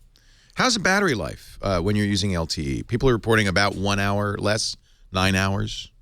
It's consummate. It's commensurate with what you get on 3G. So if I'm using LTE exclusively, it was burning at about 30 to 40% faster than it would without LTE. It's not, and which is just a little bit higher than what I'm experiencing when I'm just doing nothing but 3G. All in all, I would say the battery life is about the same as what you get on the iPad 2. LTE does burn battery faster than 3G, but not so much that you would want to not use it. And so that means that Wi-Fi iPads like Rich's are getting even more battery life than the previous year's model. Not that you would actually feel it. I would say that most of the power is being sucked up by the screen and not by. Unfortunately, I do have to say that I don't have like real benchmarks going here at the office when I test out battery life. It's more like I take a note of what the battery status was when I started working exclusively LTE, then take a note of what it was before. I compare it to what I was getting a couple years ago. So I do think that the LTE was burning a little bit faster. I have also been trying it without any 3G, without any 4G, without any LTE. And when I'm watching a movie, for instance, movie watching is almost exactly the same amount of battery life as previous. So I wouldn't, if you do get longer battery life working without LTE, I haven't seen that. Interesting. Okay. They did really beef up the battery. It's not much heavier or thicker, but the battery is significantly. Shot at. I'm just holding this in front of me. Forget the Kevlar. This battery is going to stop pretty much anything. Yeah. Let's talk about overheating, because that's the one thing I'm getting a lot of people asking me on Twitter and elsewhere. Well, how hot is your iPad 3? Is it overheating? Are you having problems? You reported this in your review. I've seen other reviews say 5 to 10 degrees hotter, right? What is it? It's a corner where the A5 chip is. Is that it? A5X chip is, right? Right. If you're holding it like this, you'll feel a little bit of extra heat, like right here.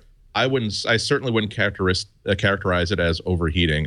Only that I've used the iPad 1, not used to after using it for a couple hours, part of the back of this being any warmer than any other part of it. I mean, apart from the heat from my hands. So this is the first iPad I've ever used where I can notice that, gosh, this feels in this hand right here. Even when I have it in an easel, it feels a little bit warmer. But really, that's all it is. It feels a little bit warmer. If you're just tuning in, Andy Ihnatko is at the hands-on demonstration of the iPhone 5 and has one in his hands right now. Yeah, and it is much thinner in hand than it looks in in any video or photo you might get. It feels noticeably lighter than my iPhone 4S, and I've had that thing in my hand like for the past 2 hours tweeting, so I know how heavy the iPhone 4S sometimes feels. Very, very slick piece of kit. Right now I'm focusing on the Sears Tower in Chicago, trying to find the address of the Chicago Sun-Times so we can get that for future coverage. But yeah, it's really just a remarkable piece. And also my ears are still in joy mode after having heard 3 numbers from the Foo Fighters, one of my favorite bands in the world. Probably made quite the fool out of myself with the cheering at the very, very end. But then again, after Tim is not on the stage, you're no longer a journalist. You can actually be a proper fanboy. All that pent-up cheering just poured out of you. Yes. But yeah, I mean, it was. I actually was tweeting out how, okay, we've seen nothing that we didn't plan to see before. And then, of course, they dropped all the other stuff about iOS. So this idea of not wanting to crowd out the iPhone with other announcements turned out not to be the smart money because they decided to, of course, update every single thing that they had going that run in the iPod line. So it makes you think about what might be happening next month if those rumors also come to pass. Also, upon exit, everybody got a new set of earbuds and a card for the iTunes store. Wow. Have you tried the earbuds yet?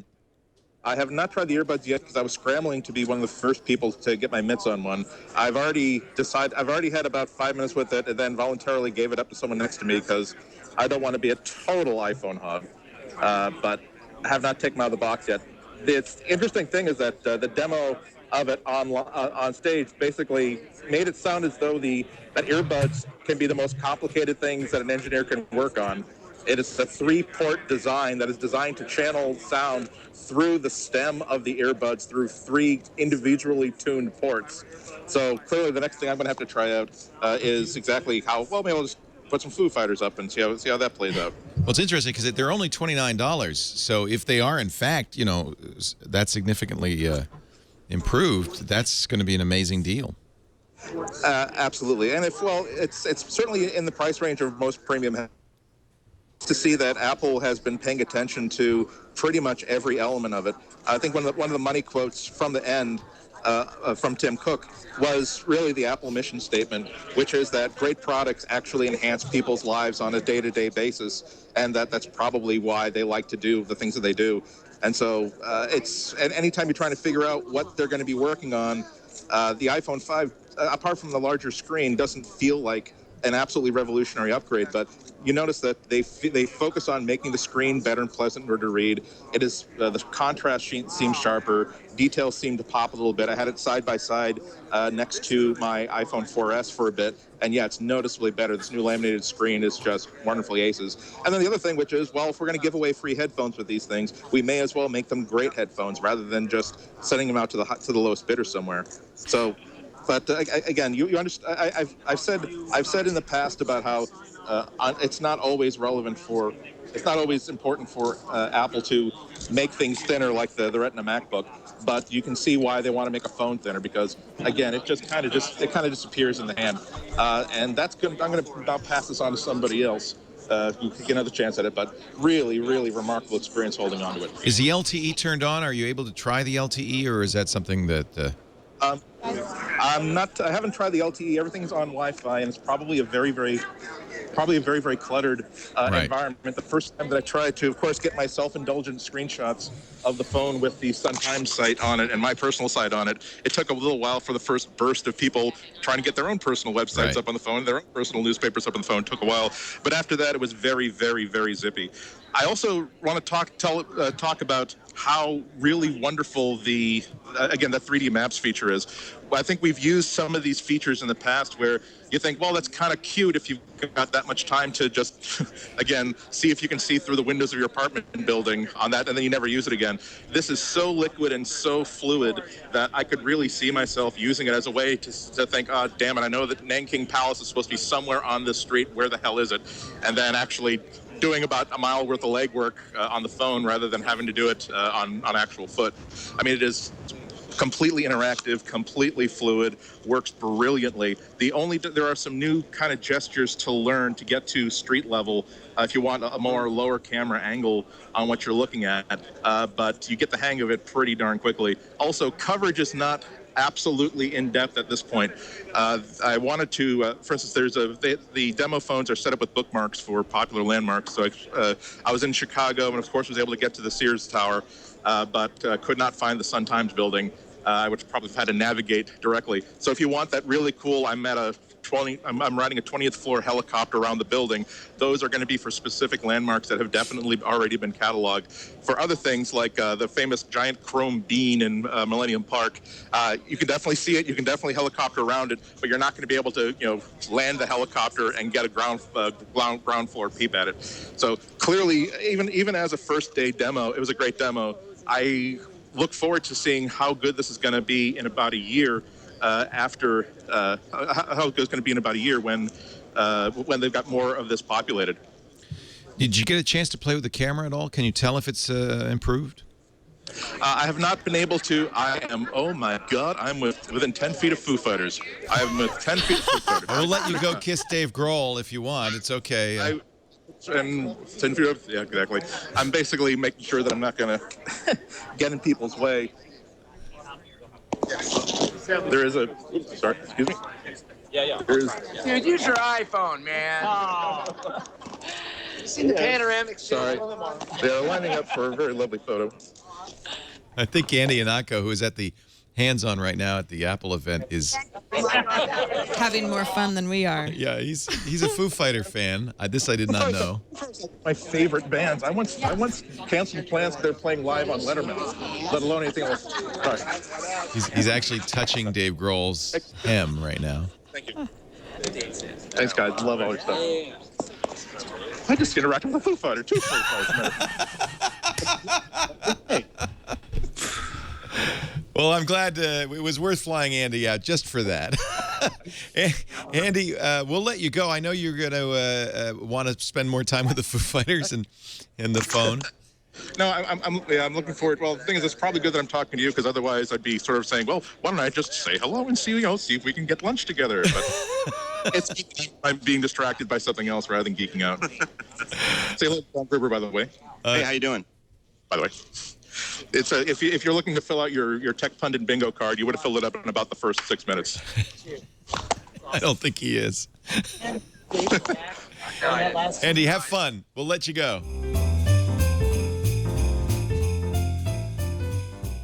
Apple announced all the things today. Everything. Everything. You know, I think most of us are saying, oh, this will be the little add-on announcement to the September announcements. This was bigger, much bigger, even though it was in a smaller venue than last month's announcements. Huge. One thing after another, relentless. So let me run through kind of in order the things Tim Cook and Phil Schiller talked about. By the way, no Scott Forstall on stage, and there may be something to read in that if that's the balcony on the Kremlin overlooking the May Day parade. One of the generals was missing. But before we get to that, let's talk about what Apple did announce. They started off, as we expected, with a new version of iBooks 3, adding a landscape mode and a few other features. We thought, the rumor was this was going to be a big focused on education announcement. In fact, it was not. That was, they did update iBooks Author 2.0 is coming out today. iBooks 3 coming out today. But really, that was it when it comes to education. These announcements spoke to the mainstream of Apple's product line in a big way, including 3 new Macs. Now, we did expect a MacBook Pro 13-inch Retina display. We got it. Very thin, 3/4 of an inch thin, 3.57 pounds light. It's a 2560 by 1600 4-megapixel Retina display. Tim Cook said the second highest density display we make. It's going to come in the industry. That's right, because nobody else is doing this. It's going to be shipped with a solid-state drive, 8 gigs of RAM, 2.5 gigahertz i5 processor for $1699. So it is much cheaper, about $600 cheaper than the 15-inch MacBook Pro with Retina display, but still at a premium price for the Retina. I'll tell you what, let me get through all of these, and then we can go one by one along. There was a new Mac Mini announced, very kind of high-powered Mac Mini with i5 and i7 processors, Intel's Ivy Bridge, Thunderbolt, and FireWire. They still make Macs with FireWire 800 on them. I think that's more a tip of the hat to how people use the Mac Mini than anything else. Not a discrete graphics GPU. It's not intended to run big monitors. It's really intended for server closets and perhaps home theater PCs. They did announce a new iMac, and here's where the surprise happened, because I don't think anybody reported much of a redesign on the iMac, and in fact, it was redesigned. Still has a big chin, but boy, it's very thin in profile, 5 millimeters on the edge, bit of a bulge in the middle, but the appearance is of a gorgeous, thin display using something called, I don't know what it is, but I'm sure I'll find out today, friction stir welding. 2560 by 1440. They say each display is individually calibrated. That's kind of a little bit of a tip of the hat to the photographers and other pro users who want really accurate color on their display. 40% less volume in this new iMac. 8 pounds lighter than the previous iMac. It will ship with a solid-state drive or a hard drive, spinning hard drive. In fact, the base models are spinning hard drives. There is a BTO option with what Apple's calling its Fusion drive, which combines flash with a 1 or 3 terabyte spinning drive. The 21-inch version of that iMac won't be available till November. It will be $1299, the same price, I think, as the existing iMac. The 27-inch, $1699 in December. Then they kind of surprised people. They replaced the current iPad. The 3rd generation iPad, it's the old one. There is now a 4th generation iPad. Not a significant change. Same price. Biggest change is faster processor, an A6X processor, which Tim Cook said is twice as fast. Remember that the iPhone 5 has the A6 and is significantly faster than the 3rd generation iPad. So forget your 3rd generation iPad. It's now the 4th generation iPad. That was a bit of a surprise as well. Of course, Lightning connector, as you would expect from all new Apple mobile devices. The iPad Mini, that's the name. It's the Mini. I didn't think it would be called the Mini. Lowercase m. Lowercase m, just like the Mac Mini. So it fits in that line, I guess. 0.68 pounds. Tim said, light as a pad of paper. It is not a 7.85-inch screen. It's 7.9. So there. 1024 by 768. The rumor was that it would be $329 for an 8-gig version. Close. 16 gigs, $329. 32 gigs, $399. 64 gigs, $499. You can pre-order Friday. but the Wi-Fi won't ship till November 2nd. the LTE till November 16th. Apple's stock price took a little bit of a hit down to $624 as a result of the news. That's to be expected.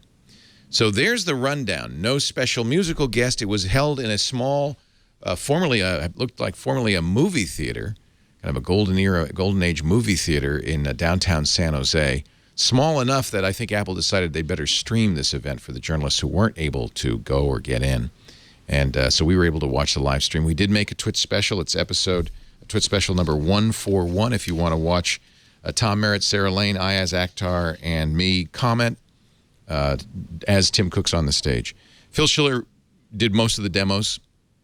No third-party vendors, no Electronic Arts showing Infinity Blade Dungeons 4 or anything like that. So it was a fairly quick announcement, considering the amount of material they had to go through. They did also talk a little bit about the great success of the iPad. They say there are now 100 million iPads in use worldwide over 2.5 years of sales. How many? They said 750,000 apps, 35 billion app downloads, lots of big numbers. Let me start with you, Rene Ritchie, because, of course, iMore was the source for most of the rumors about the Mini.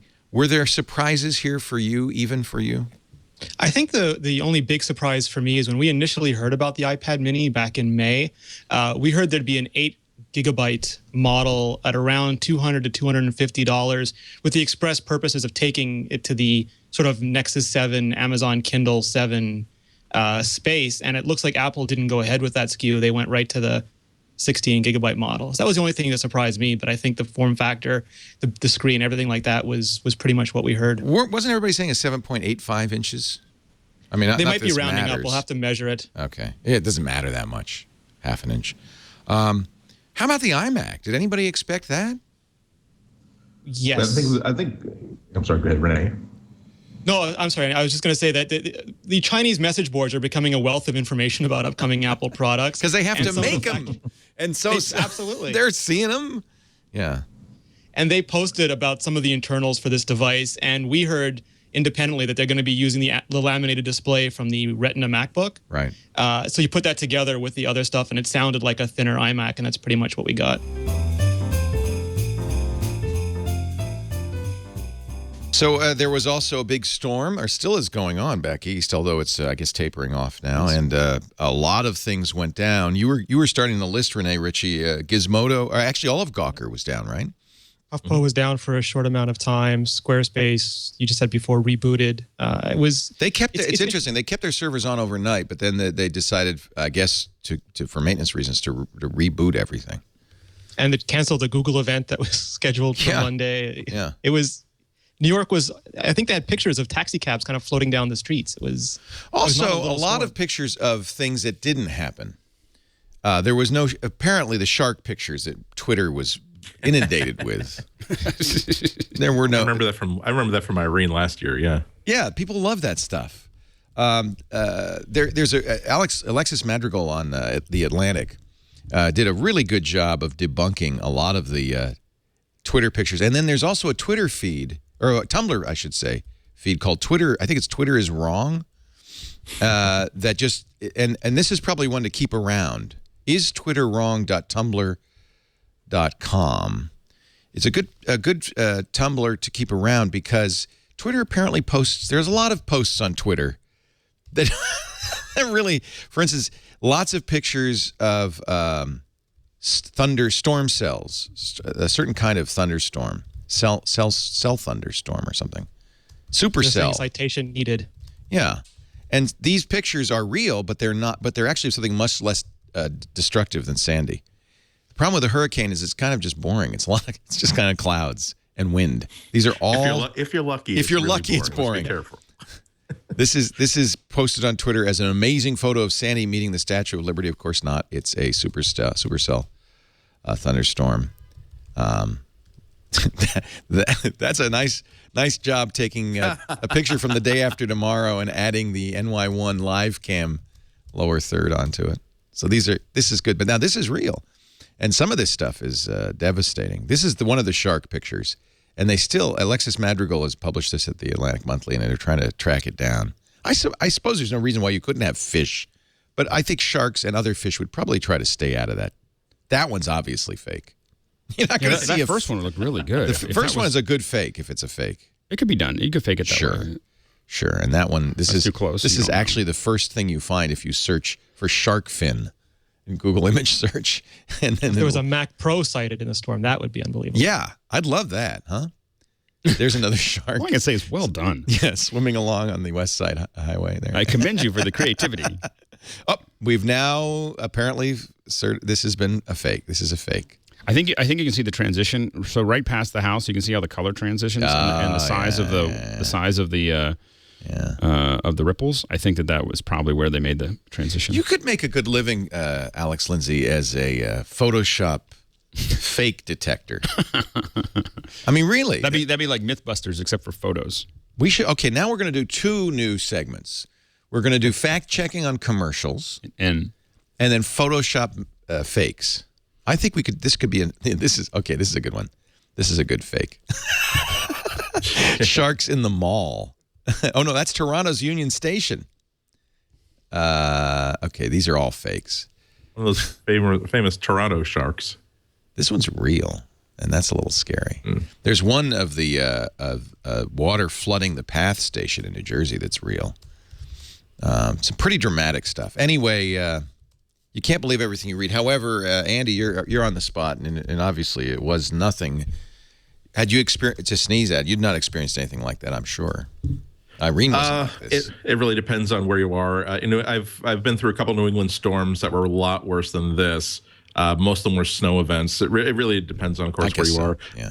I just heard this morning at breakfast. I went to breakfast out. I just decided to drive a whiles away to be with friends and have some hot food. A restaurant that proudly had this little rebuilt after a 1994 storm that had mounted about chest high around the restaurant. This is where the floodwaters were when we were destroyed in 1994, and that restaurant got destroyed in this storm too. So. Wow. That's why I always one of the other photos that tends to get forwarded around as a meme is when a picture. Oh my God! Look at all the hurricane disaster, and there's a picture of one patio chair that's on its back on the porch. Said, not everybody got off quite so lucky. There are some people who are now completely wiped out with their businesses and homes. But hey, funny photo. Yeah. I don't want to make light of it in any event, and certainly I have family members there, and. We wish everybody well. And what's interesting is how much it did affect the internet. It's how much stuff comes out of New York City, and how the power being out. Our good friend Dick DiBartolo, of course, lives on the Upper West Side in New York City. His boat is just a few blocks away at the boat basin there. He says the worst storm I've ever seen in New York City, the highest tides ever. And some of us were watching. His drop cam of the boat, and eventually went dead because power went out there. But he says his workboat did make it through the storm. Of course, Dick himself survived. And there's a great bunch of posts at gizwiz.biz on his blog that you might want to take a look at. It's amazing how many people stayed on the internet even without power and even with the rain coming in. And there was a tweet from the New York Fire Department saying, please don't tweet us disaster reports. Please call 911. In fact, I even saw an article, how to continue to use Twitter when the power goes out. It's like, this has become our bread and butter, right? But also, it does change. The technology has changed the way that we respond to these disasters. I remember the blizzard of '78, which for anybody above the age of 35 who grew up in New England is one of the hallmark memories of childhood, where the main 4-lane highway, 2-lane 4-lane highway that connects all of eastern Massachusetts was covered in snow for 2 days. My dad actually brought in a state trooper whose car broke down, and we had him over for lunch one of the days we were snowed in. It was just a huge sense of community, and everybody on their sleds on Route 1, trying to get from town to town to check on relatives. Now, like I said, I've got surrounding me right now, I've got about 24 hours worth of battery-backed access to the internet. And so I can still email people, I can still tweet people, I can still text to find out if people are okay. If I needed to, I could even have done this show from my house without any power. I've got an HD camera on the iPad. I've got LTE that would have worked just fine. And so maybe, unfortunately, maybe that's turned us from people who react to these natural disasters by tightening our bonds to our community to people who tend to do that by hunkering down a little bit tighter inside our houses. Yeah, I agree. We're going to take a break because I know the big story, the lead, and I'm burying the lead. We mentioned it at the top, is Scott Forstall out at Apple. And in the process of this, a lot of reporting being done by Nick Bilton at the New York Times, Om Malik at GigaOM, John Gruber, Fortune, about what it's like inside Apple right now. And some interesting revelations. So we'll talk about that in just a little bit. Marco Arment has a hysterical article about his experience at a Microsoft store looking at the Windows RT launch.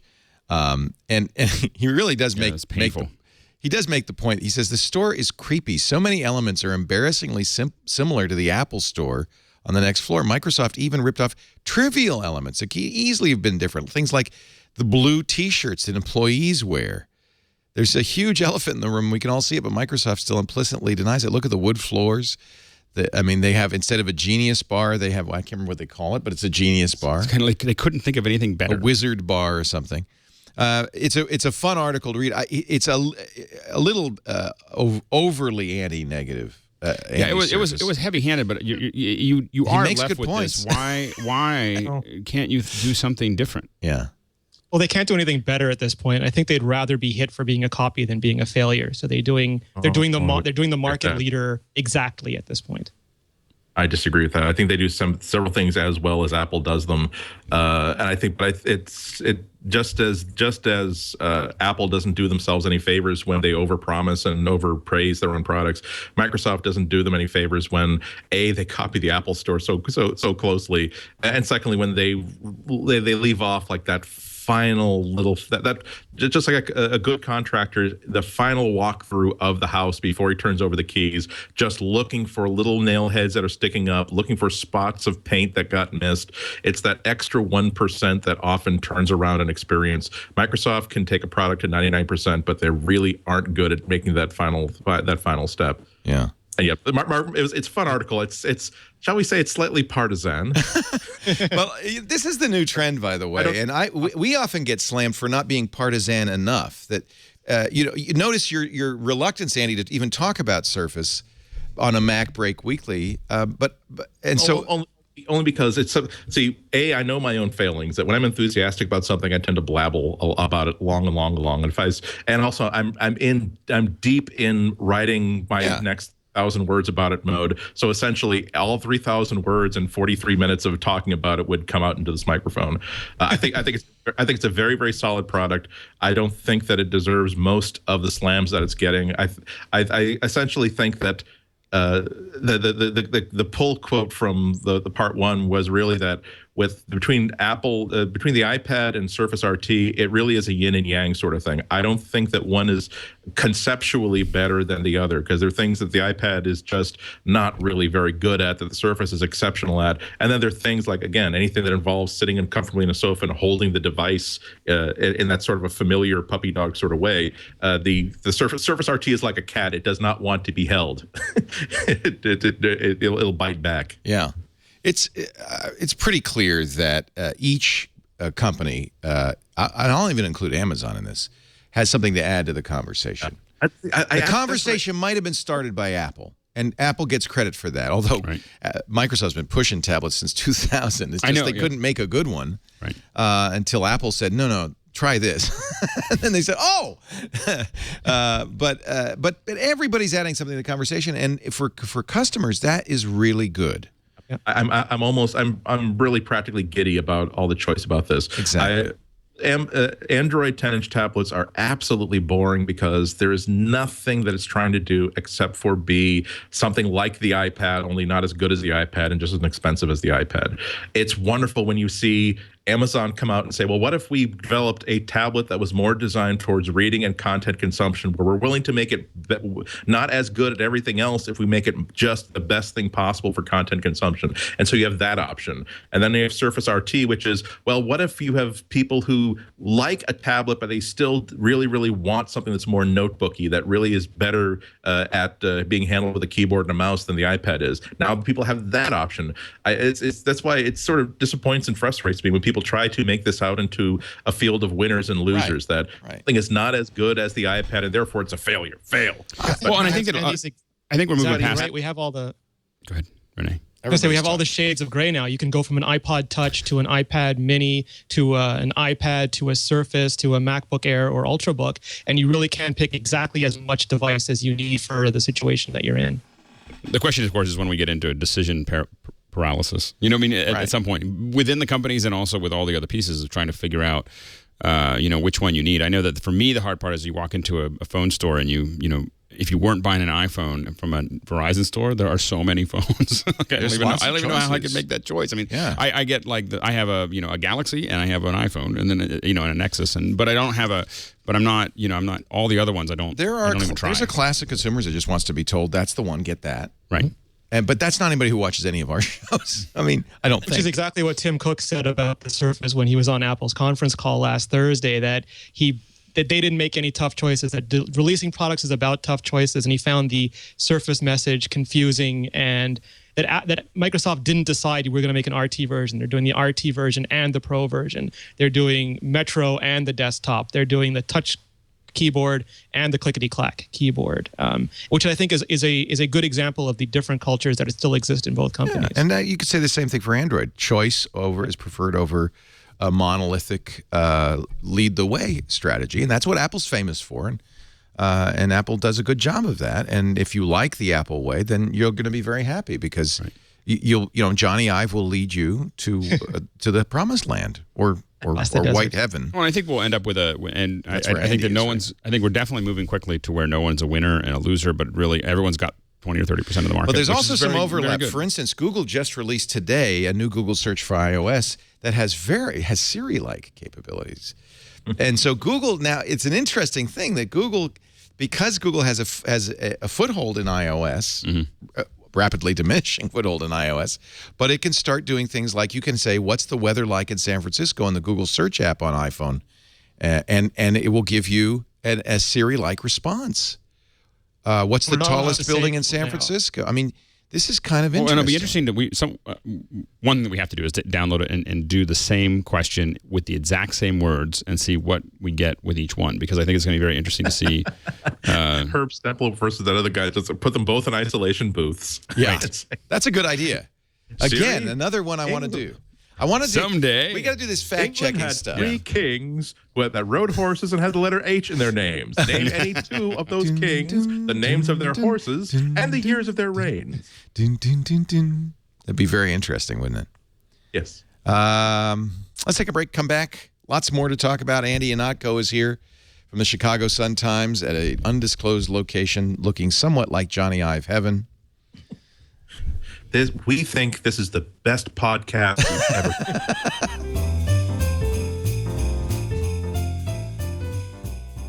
Well, I hope you've enjoyed this trip down memory lane with MacBreak Weekly, and what a great bunch of people.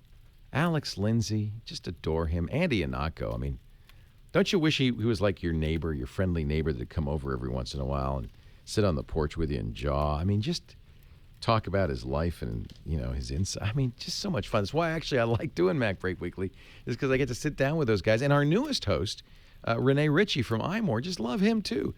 And of course, all the guests that stop by from time to time to make the show better, like Jason Snell and Chris Breen, Mac OS Ken Ray, so many great people on the show. We've got a great year planned for you in 2013. I thank our producers of MacBreak Weekly for the first 7 months. It was Eileen Rivera. She's moved on. She's working at Google now, at YouTube in L.A. And to our new addition and a superstar as far as I'm concerned, Chad Johnson, who does such a great job putting the show together every week. He puts together all of the big shows on TWiT, and he's just a star producer. You got to watch his show, OMG Craft. What are you going to do for the holidays for OMG Craft? Are you going to build a Yule log? Yep. Yeah, a Minecraft Yule log in the fireplace. That'd be good. OMG Craft is Tuesdays, right? Thursdays. 7 p.m. Pacific, 10 p.m. Eastern. And it's live, but you can also watch it on Chad's site, omgcraft.com, on the web. Well, this has been a fun Christmas day. Thank you for spending some time with me. I hope you're enjoying our show. We love hearing from you. If you want to hear something in particular on MacBreak Weekly, just let us know. You can tweet us or visit us in the chat room. Really is part of the reason I love doing these shows is I get to see the chat room. They're so great. You can join us in the chat room, but just go to twit.tv. There's a link there. If I were you, I would download a copy of a Mac chat client. I personally like Textual, which is on the App Store, but a lot of people like XChat, Aqua. There's a number of good choices. Set it up for our IRC. It's irc.twit.tv. And just you know what I do? I have a checkbox that says just open the Twit chat when you open the program. So I have it running all the time. It's so much fun. So thank you all you in the chat room, all of you who have listened and watched. And I hope you have a wonderful holiday and a great new year. And we'll see you back here in 1 week in 2013. Happy holidays, everybody. Now get back to work or your eggnog. Break time is over.